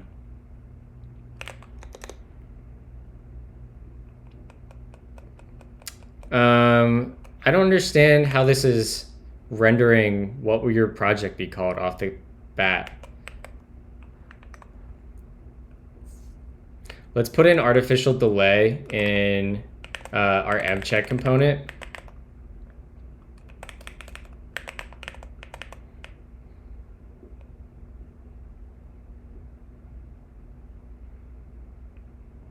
And where's our callback? So in here, we'll say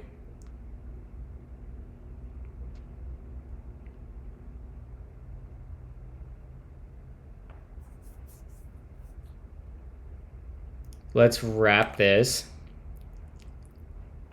So let's say that, surround with that. Let's bump that down a line. Let's add a comment.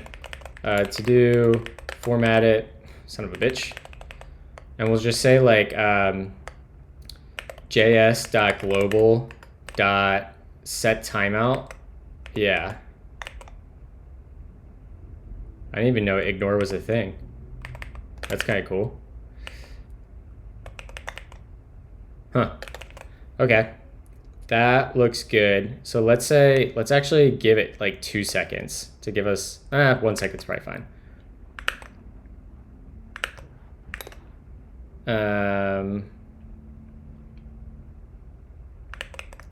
Remove -r foobar.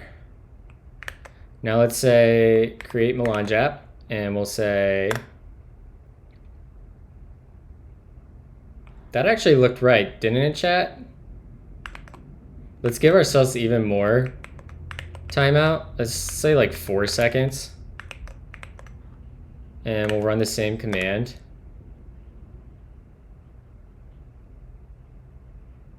Okay, that actually looks fine.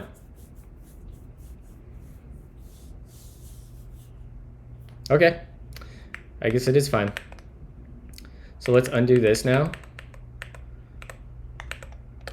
We can eventually maybe introduce like 2 seconds of artificial delay to make it like we're doing more work and like add a pretty spinner or something, but that will be like the last thing we do before MVP will be go through and really clean up the UX and the coloring and use chalk and all that bullshit. So we got that working. Let's go back to our init, back to our scaffold component.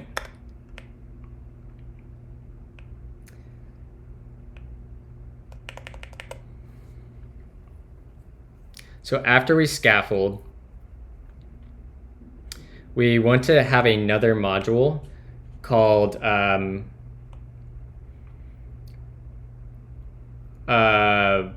what do we want to call it?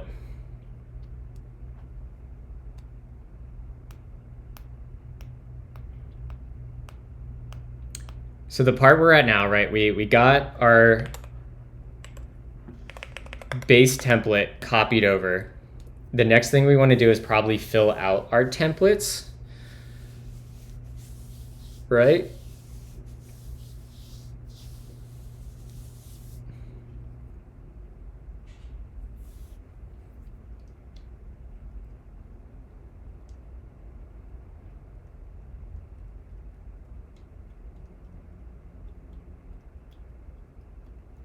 Yeah, we're gonna want to run it through handlebars. So how do we want to do that? So we're gonna say that like, let's say this will be dot handlebars. Is that how they do that? What's the file extent? We'll just say dot handlebars. Or we could probably do dot template, right? Dot temp. Yeah, we'll do dot template. And this will be dot template. And does our Doom file need to be a template?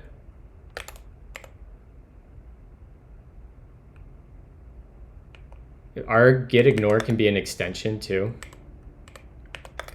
Let's just say an extension will be, we'll have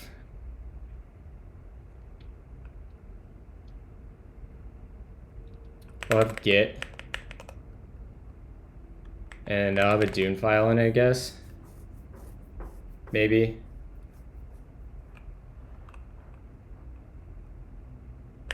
I don't know. We'll see how that works.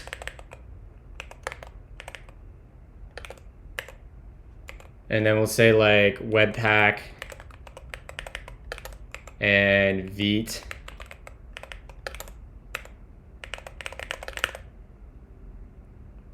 Yeah, let's kind of play with that idea there. And let's go up and look at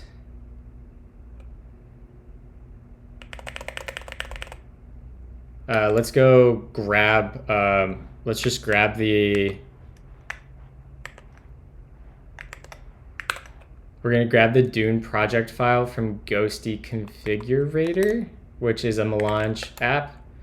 So let's say Z configurator. We got done part 1, and we got a good bit of the way through part 2, but I wanted to spend the rest of the stream working on Create Melange app. So when I get done at work around 5:30 Eastern time, I'm just gonna do a quick, like probably hour at longest stream to wrap up part 2. Or maybe I'll just do it over my lunch break or something today and not stream it. I don't know. We'll see. I'm not making any guarantees on a stream tonight. Let's go into our Dune project. Let's grab this. Yoink. And we'll go back to here. And let's open our Dune project template and paste that in.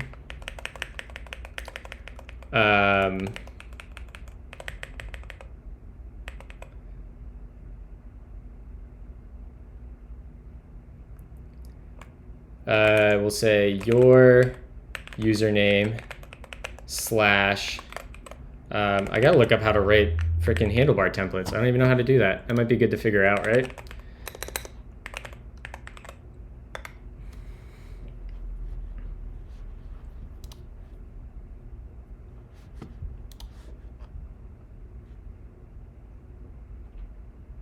Okay, so we just do, we'll say name. That looks good. And then change to there, your name. Change in that, your .email at gmail.com.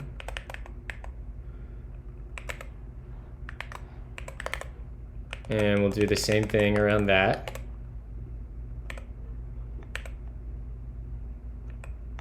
Yep. We should probably let them pick a license.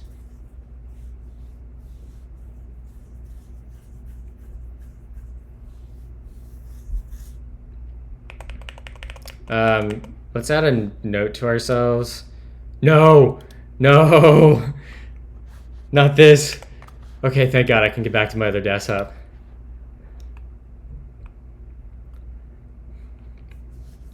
Yeah, we'll just default to MIT. I'll just add like a GCC. Consider adding an option to set the license. And this will be changed to there. Yep. And this will be name and change in there. Enter a description of your app here. I guess this would be synopsis, but whatever.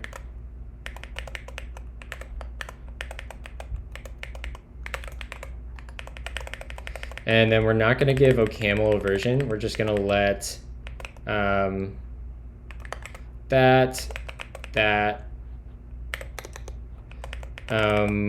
we'll keep Dune at that version. We'll keep Melange at that version. We'll do that. That looks good.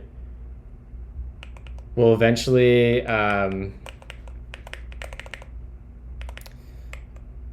I write a to-do? Add configurations options for adding React. And we'll just say in here, we'll keep those tags. Yeah. All right, so this will be our handlebars template for our Doom project. Let me make sure that we can have comments like this. In fact, let me see if I can just open my notes on my other screen. I can't. Whatever. I'm going to say to do license plus dependency options for CMA. Okay. Now let's delete these out. So that's that template. Let's go template out our project JSON. So let's go to, actually we want to go to the Melange OCaml template.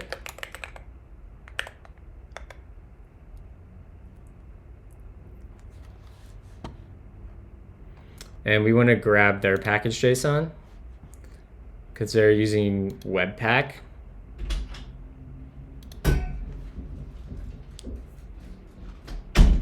And I know this defaults to Webpack for now, but it's fine. Just to get this working, we'll do this, and let's go back over here and go to our package JSON. We'll grab this stuff, and we'll come back over here, paste that in.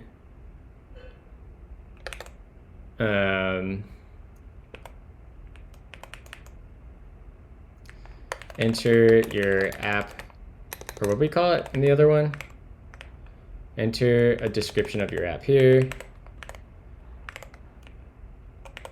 View in that, paste.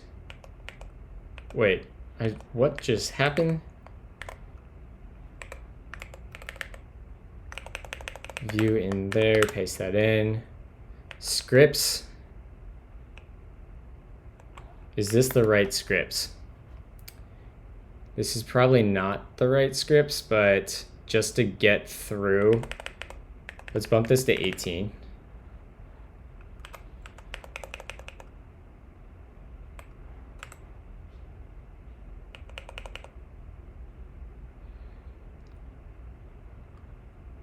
I forget what our output is. This will be name. Okay. So let's see if we can process these files.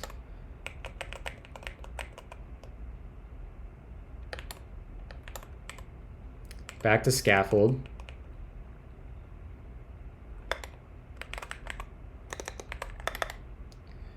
And then in here, we'll want a component for, we got that done.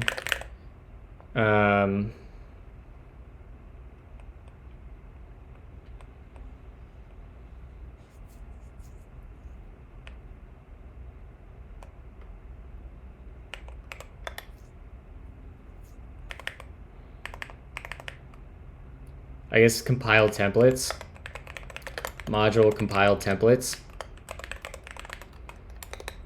And that'll be this, right? And then we'll have a at React component, and let's just say let make equals an empty function, and we're gonna say empty comment, and we'll return text. Yeah. Okay, that looks good. That's like some weird ass formatting. And in here,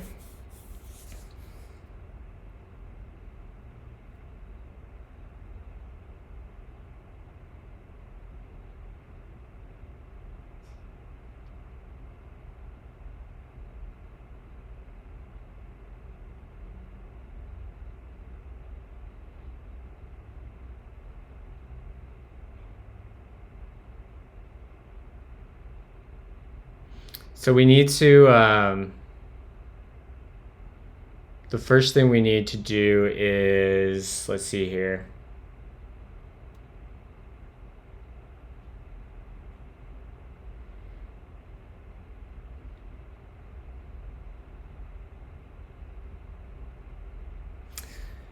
Yeah, so I think what we'll do is we'll write a new module in here called handlebars. Whoops. Init, and we'll say handlebars. Functions describe the world. Or we already have one, so we'll just call it template .ml. Write that, and in our template ML, we're going to say let compile, and we'll get a we need a file path, file path, and then we want our value, value that gets piped into it. And then we'll just say we'll return our value for now. Why? This seems like it's fine.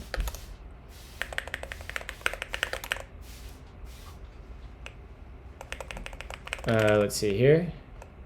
That's fine. And let's see what our handlebars bindings look like. I think we should be good. Handlebars.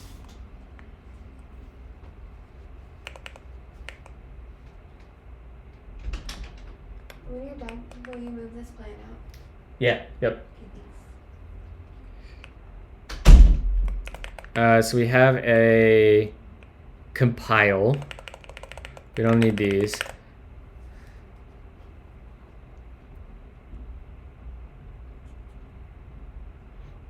Oh, maybe we don't even need.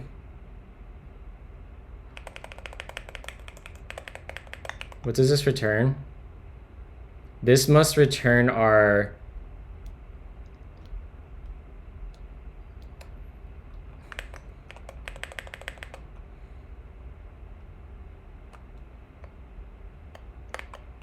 maybe we do something like instead of file path, we have name. And then we'll say in here, actually, shit, this is so annoying.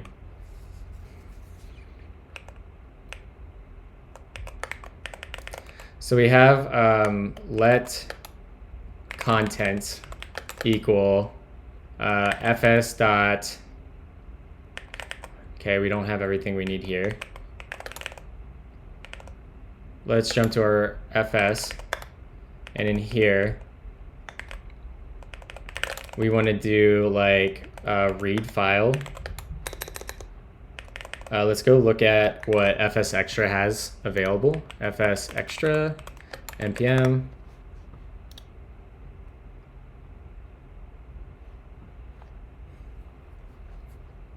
So we want read file sync. Yeah. So let's say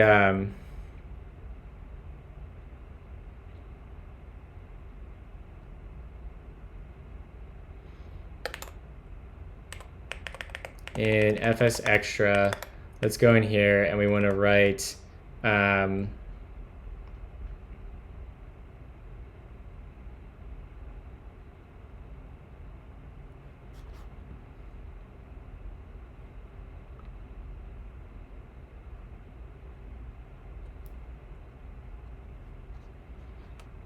let read file sync. Yep, that should be all we need to do there. So let's jump back over to here, and we'll say uncomment that, and we'll say fs dot read. Why can't I get? Oh right, we have to go to our this guy, and there'll be let read template.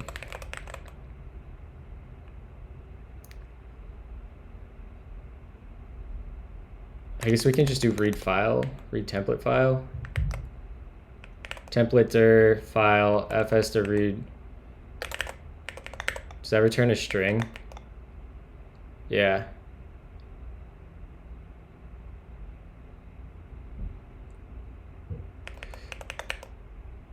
I guess that probably needs to be UTF-8.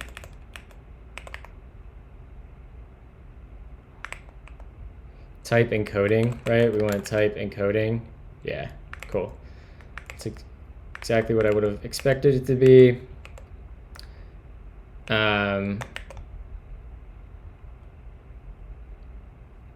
So we actually want to say this will take a, no, not this one. Our FS in here. We'll say backtick. Does it go file first? Yeah. And then we'll say backtick UTF-8. Now that should return a string.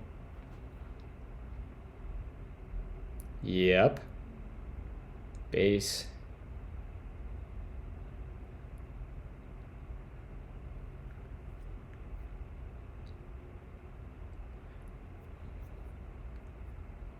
In fact,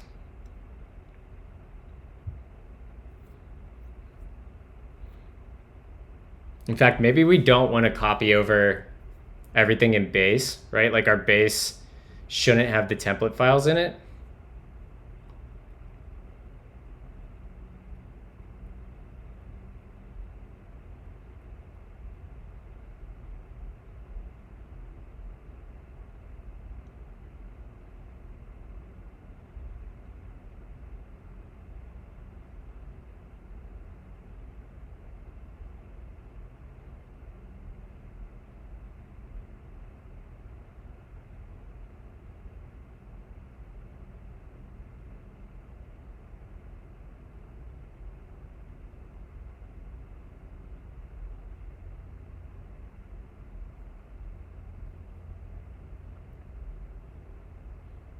Okay. So let's think about how our templates directory is set up. So we have our base, we have extensions.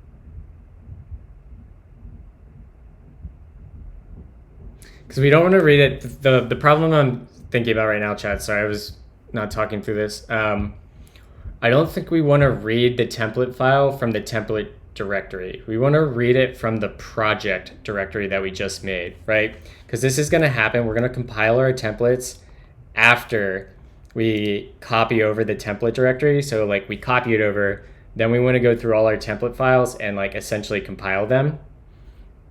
So maybe we get, let's do like read template file. Let's just do a read file. No, we don't even need, the file system. What do we want the file system to do? Let's ignore this for now. And let's jump back to our template ML. And we want to do like, what do we want to do? Let's just write like compile templates, compile all, and we'll pass in like the name, or we'll pass in the configuration, right? Given the configuration, we should know where the project directory is. So we want to do something like, see you, Trash. Thank you, likewise.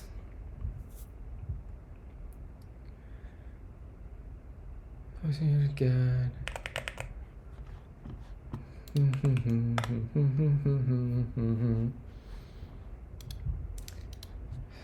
So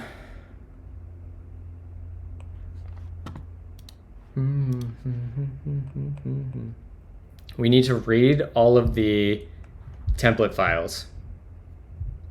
So let's do let fs dot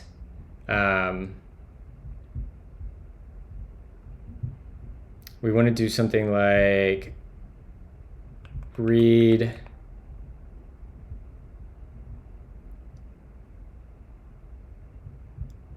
configure.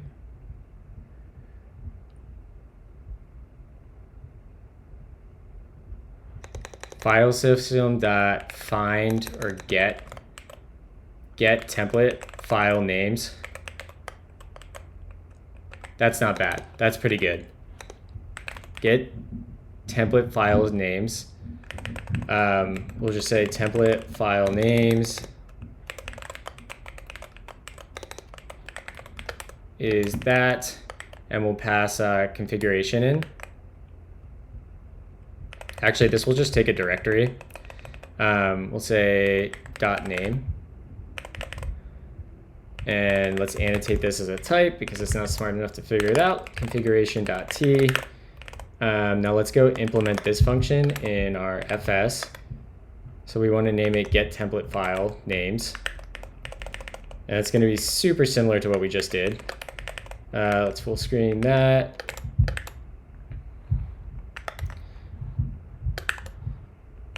We'll say let get file template names. That takes a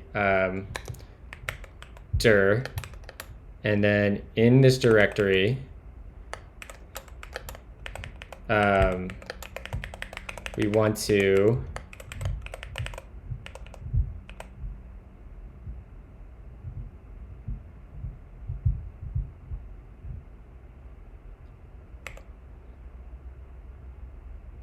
fs6 read adder read dir sync. What does that give us? Is that returns a string array? Okay, that must be the file names. Let's go see what read dir sync does. I think that is just an alias for our node API. So let's go look at node path. It's not path, it's file system, but that's fine. We can get to the file system really quickly. File system. And we want read dir sync. The options are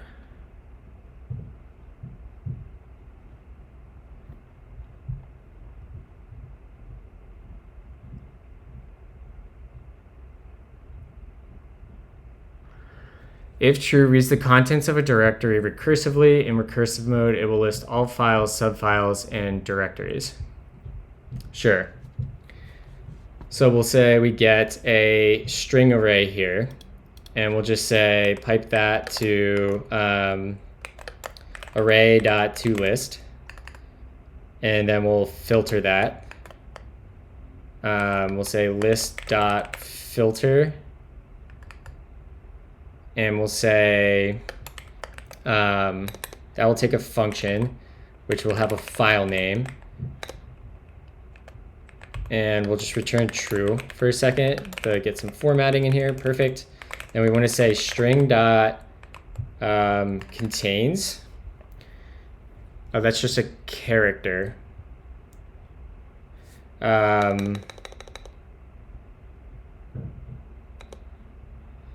How can we see if there's a substring in it?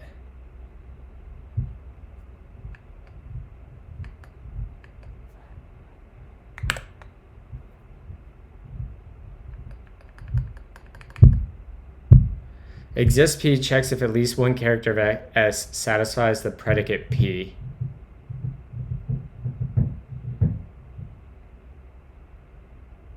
A function that gets a character. No, that's not what we want either. All right, so let's go to our trusty friend here. How can you check if a string contains a substring in OCaml?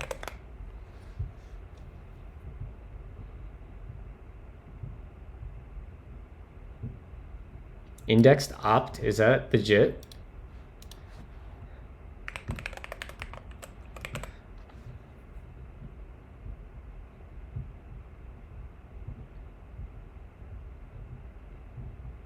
I don't think that's how that works. Index opt sc is string index from opt s0 c.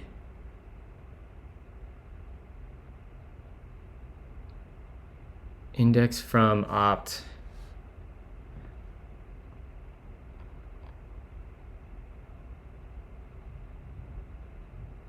Yeah, this is just working on characters.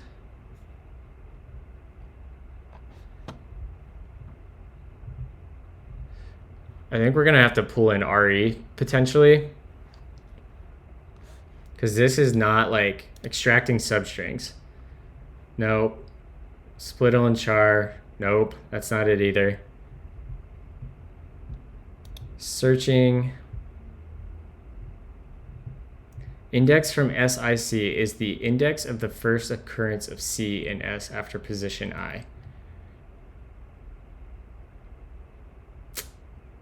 This ain't it, dog. Why would you not add that in the standard library? What up, Kolkis?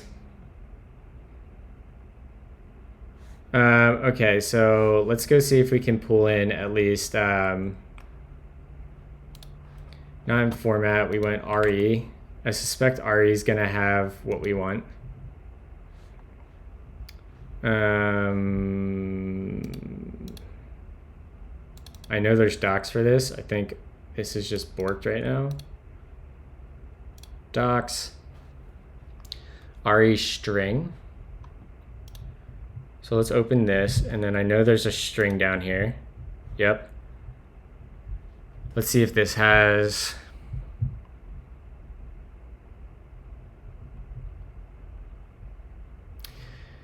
String match RS, test whether the characters in S starting at position start match the regular expression.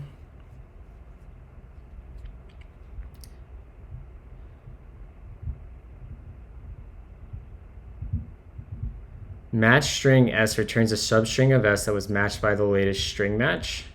Oh.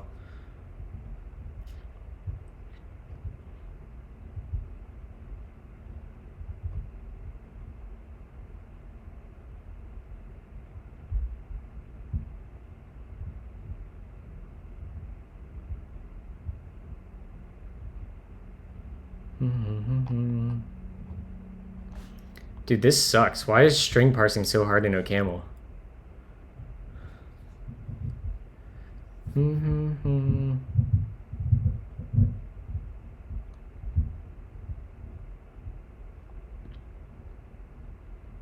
I mean, I guess we can copy this. This is fine.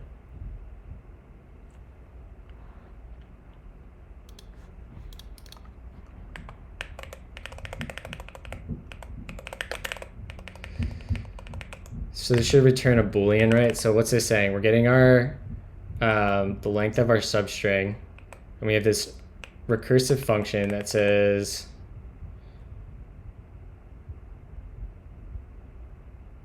and we just iterate over the index.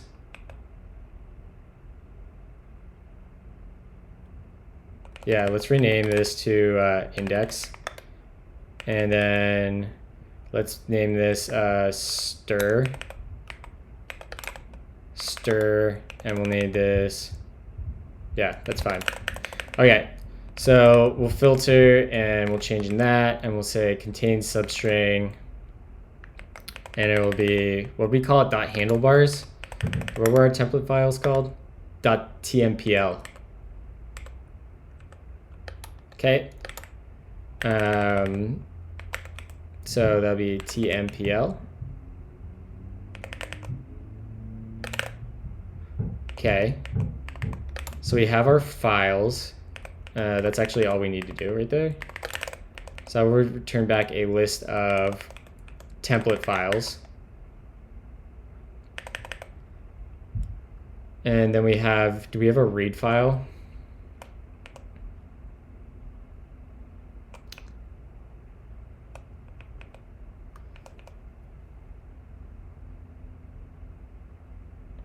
Let's go back to scaffold now. Or no, template. So that gets our file names. And then we'll want to compile each of these. So given a file name, let's start writing our compile function. We'll have a file name.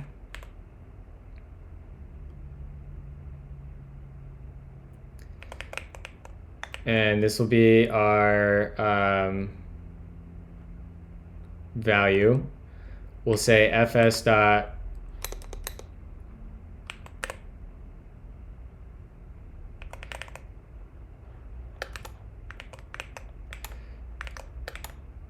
let's go look at our fs extra. Do we call fs extra at all in scaffold? No, we don't. Okay. So we basically wrapped create dir, and let's say read file. Let read file will be file path equals, and then we'll say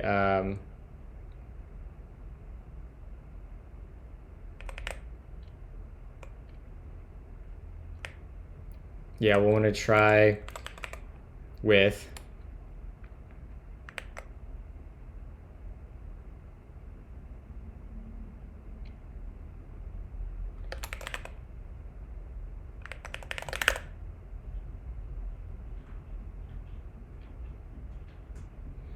that looks good to me there. Okay, chat, so we can read a file, we get a result.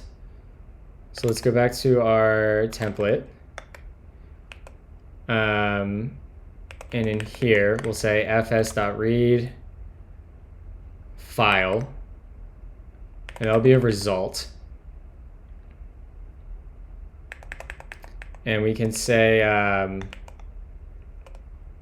we'll open common, and then we'll open syntax, and then open let. And then we can say let at. And then we'll return, let's say let underscore equals handlebars. Oh, do we not have handlebars in scope? So let's just return contents. And we'll say okay for now.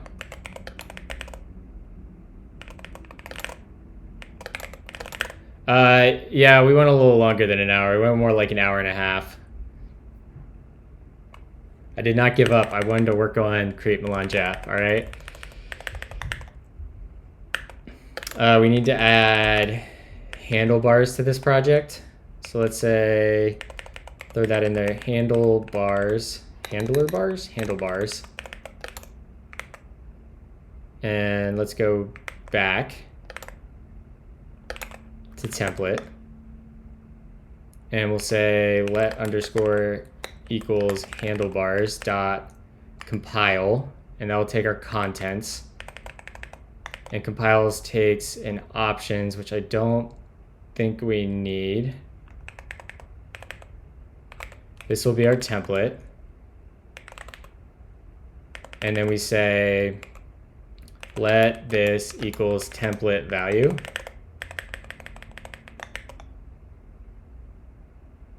No, that should be, let's go look at this function quick.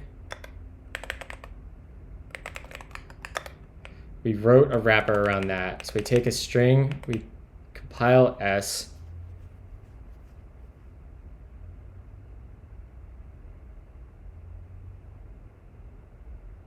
Oh, we just need to call it with a unit. Do we need to call that with a unit too?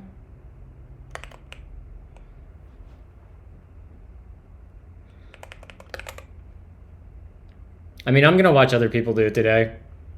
Whatever. Yeah, that needs a unit too.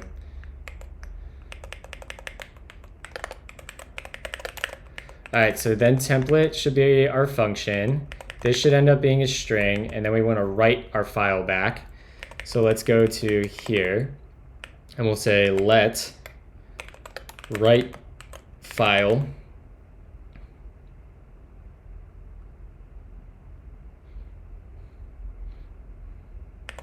In fact, we should just make this read template.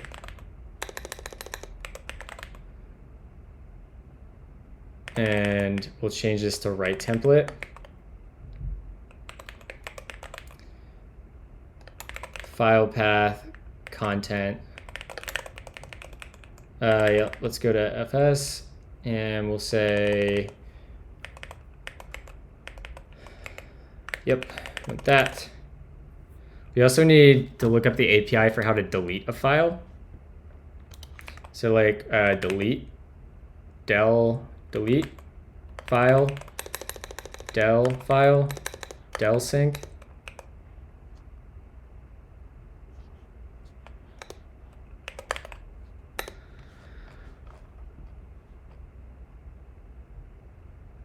Remove sync.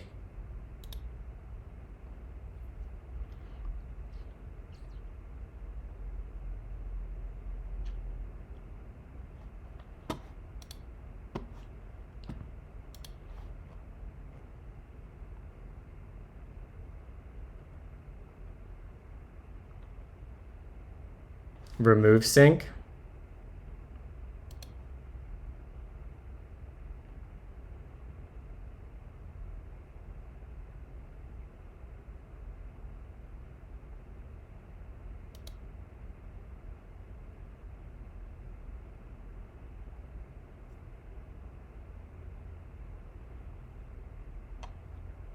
So let's write a function for this. We'll have external remove sync. Yep. Does it? I'm assuming it's returning a unit. So, okay, we have that. That looks good. Now let's go back to our FS. And in here, we'll write template. So that's dot write file sync. Let's change around that, and we'll add our little comment sheet to get a line, and we'll say we'll say fs dot write file sync, fs extra dot write file sync, and we'll write the file path, and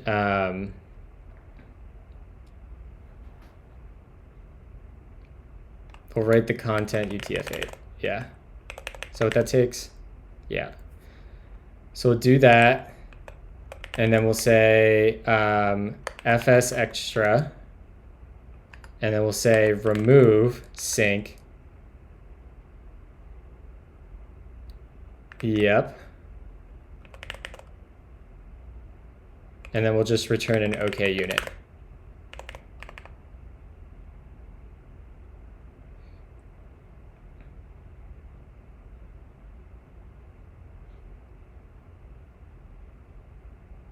In fact, let's assume that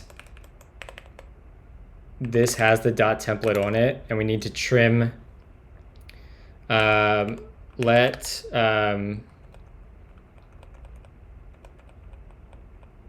modified file path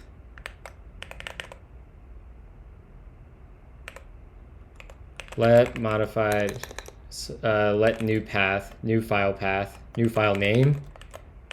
This will be file name, new file name,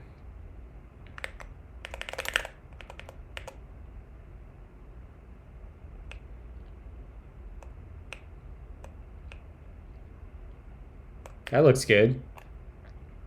So we'll change name, that'll be new file name, and then file path will just be file name. Yeah, that's what we want to do. So we're going to cut the .tmpl off the template. We're going to write it to a new file, and then we're going to delete the template file out of the directory. I can't wait to watch Prime do OCaml. It's going to be amazing. It's going to be my favorite thing ever. This will be file name. So we write our template, we read our template. That looks pretty good here. We can delete this code. Let's go back to our template, and then we say we read our file. So we say read template, and that'll be our file name. Ah, damn it, Scottish. All right, I need to go get water quick.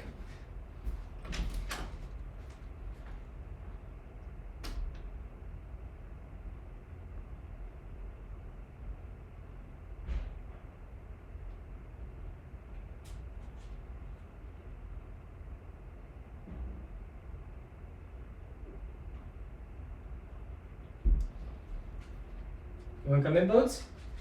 You guys coming in? Say good morning to chat. Hi. You guys being good this morning? All right, here's my sip.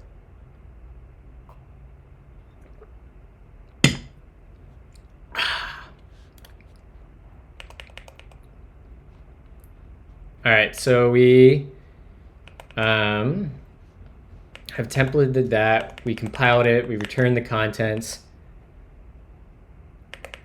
And then in here, we want to say, we want to map over our template file names. List.map, and we'll say,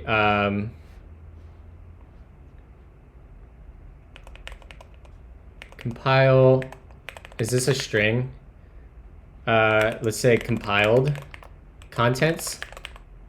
And then we want to say let underscore equals fs dot write template, file name compiled contents. And that can be, I think that's just a unit.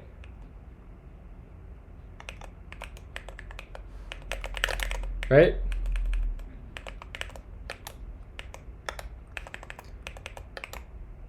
This expression has type unit string result. Ah.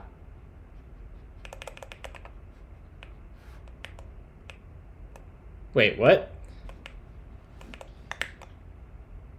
Unit string result. Oh, right. So we'll say let at, and we can just ignore the result. In fact, we can just return that. Nix that, boom. So this should now return, takes a file name, our configuration option, we get a, yep, that looks great. And we'll say, we're going to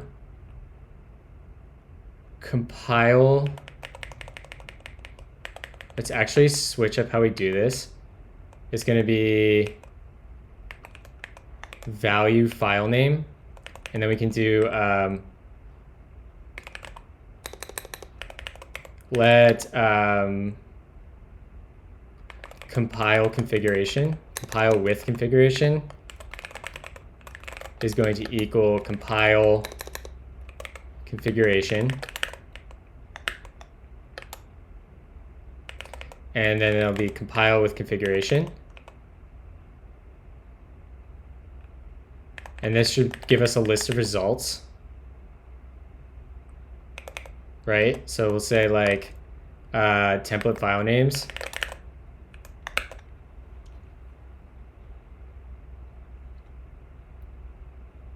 And then we'll just say,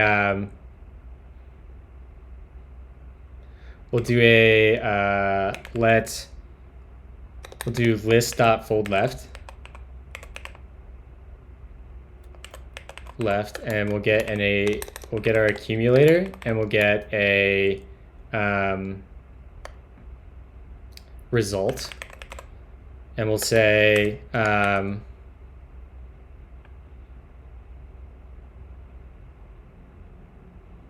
if result dot is okay result, then ack else error,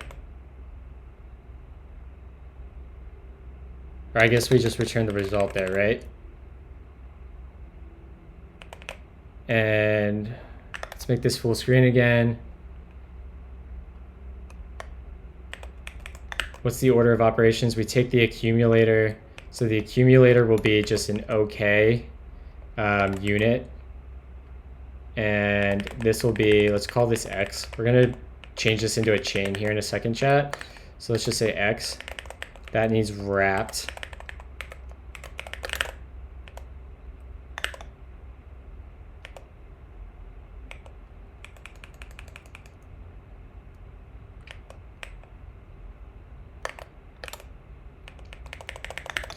So this is going to take a configuration. We're going to compile them all. I think that's what we want. That looks pretty good.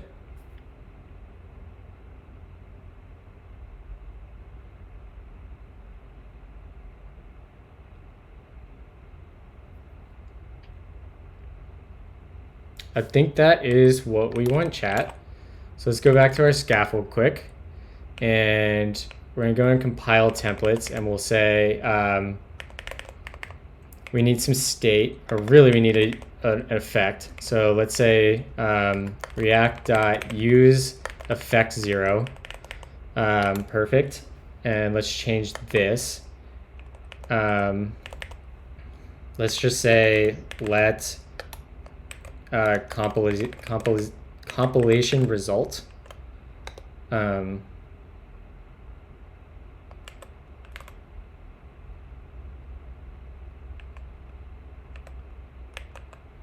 No! Fucker. Okay, let's get this back to the other string.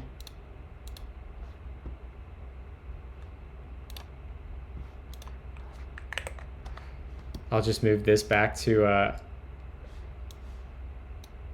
get over there. Hahaha. Let compilation result, set compilation result, none. Sure, that's good. And then in here, we're going to call, it'll be template.compile all. So this will take our configuration, which is a configuration T, and we'll pass configuration into here. And whoops.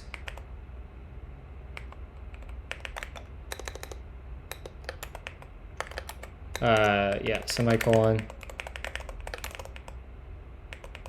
Why did that do that? Compile all takes a configuration. Oh, I'm in reason. God damn it.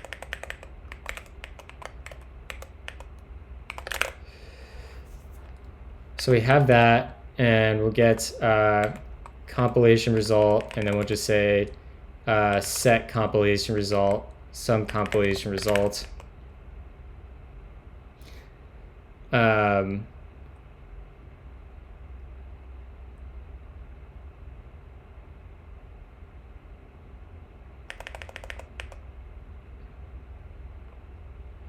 Down here, let's say we have a fragment. We have a box. Change this to box.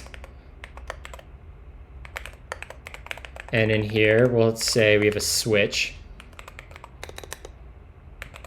And we'll switch on compilation result. And we'll drop into there. And we'll say, do one of these. Our case will be none. Compiling templates.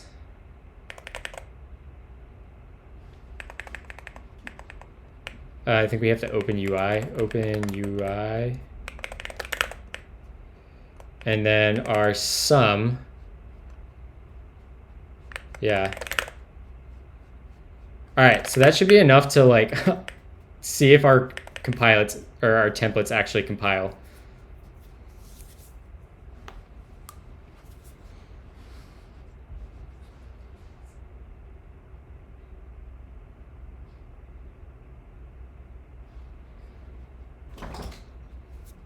So do we have state for copying the template? We don't. So we want to go in here and be like, if copy is complete, we'll render How do we want to do this? This will be a box. We're gonna have to wrap up here in a second, chat.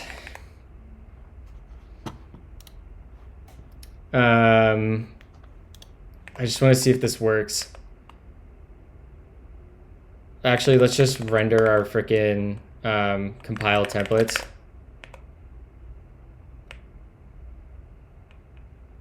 What do we call it? Oh, we need to just move it above. So let's take this and bump it up above there, paste that in there. All right, let's see if it works. I suspect we're gonna get like a runtime problem, but YOLO. So let's do bun. We'll call it foobar. We'll call it webpack. No. Do we think it worked? We didn't get an error. We got foobar. We didn't delete. The delete didn't work, but that's okay. That didn't work. That didn't work.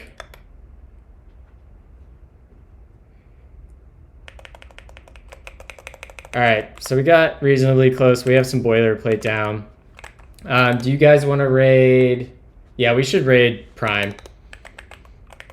We're going to be helping him out anyways in chat. So let's go raid the Primogen. Thank you guys for hanging out this morning. Like I said, I might be back around 5:30 Eastern time for a short little stream to wrap up part 2. Maybe not making guarantees, but I'm also planning on doing a small weekend stream for Advent of Code, and also to write a Twitch integration to raffle off a keyboard. So, hope to see y'all around. And let's go raid Prime.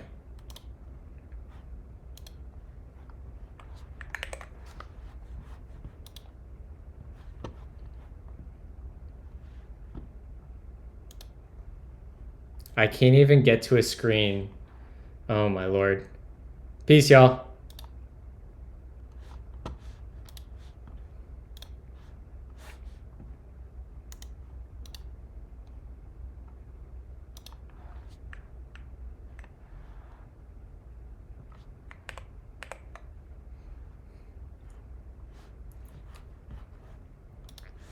Functions describe the world.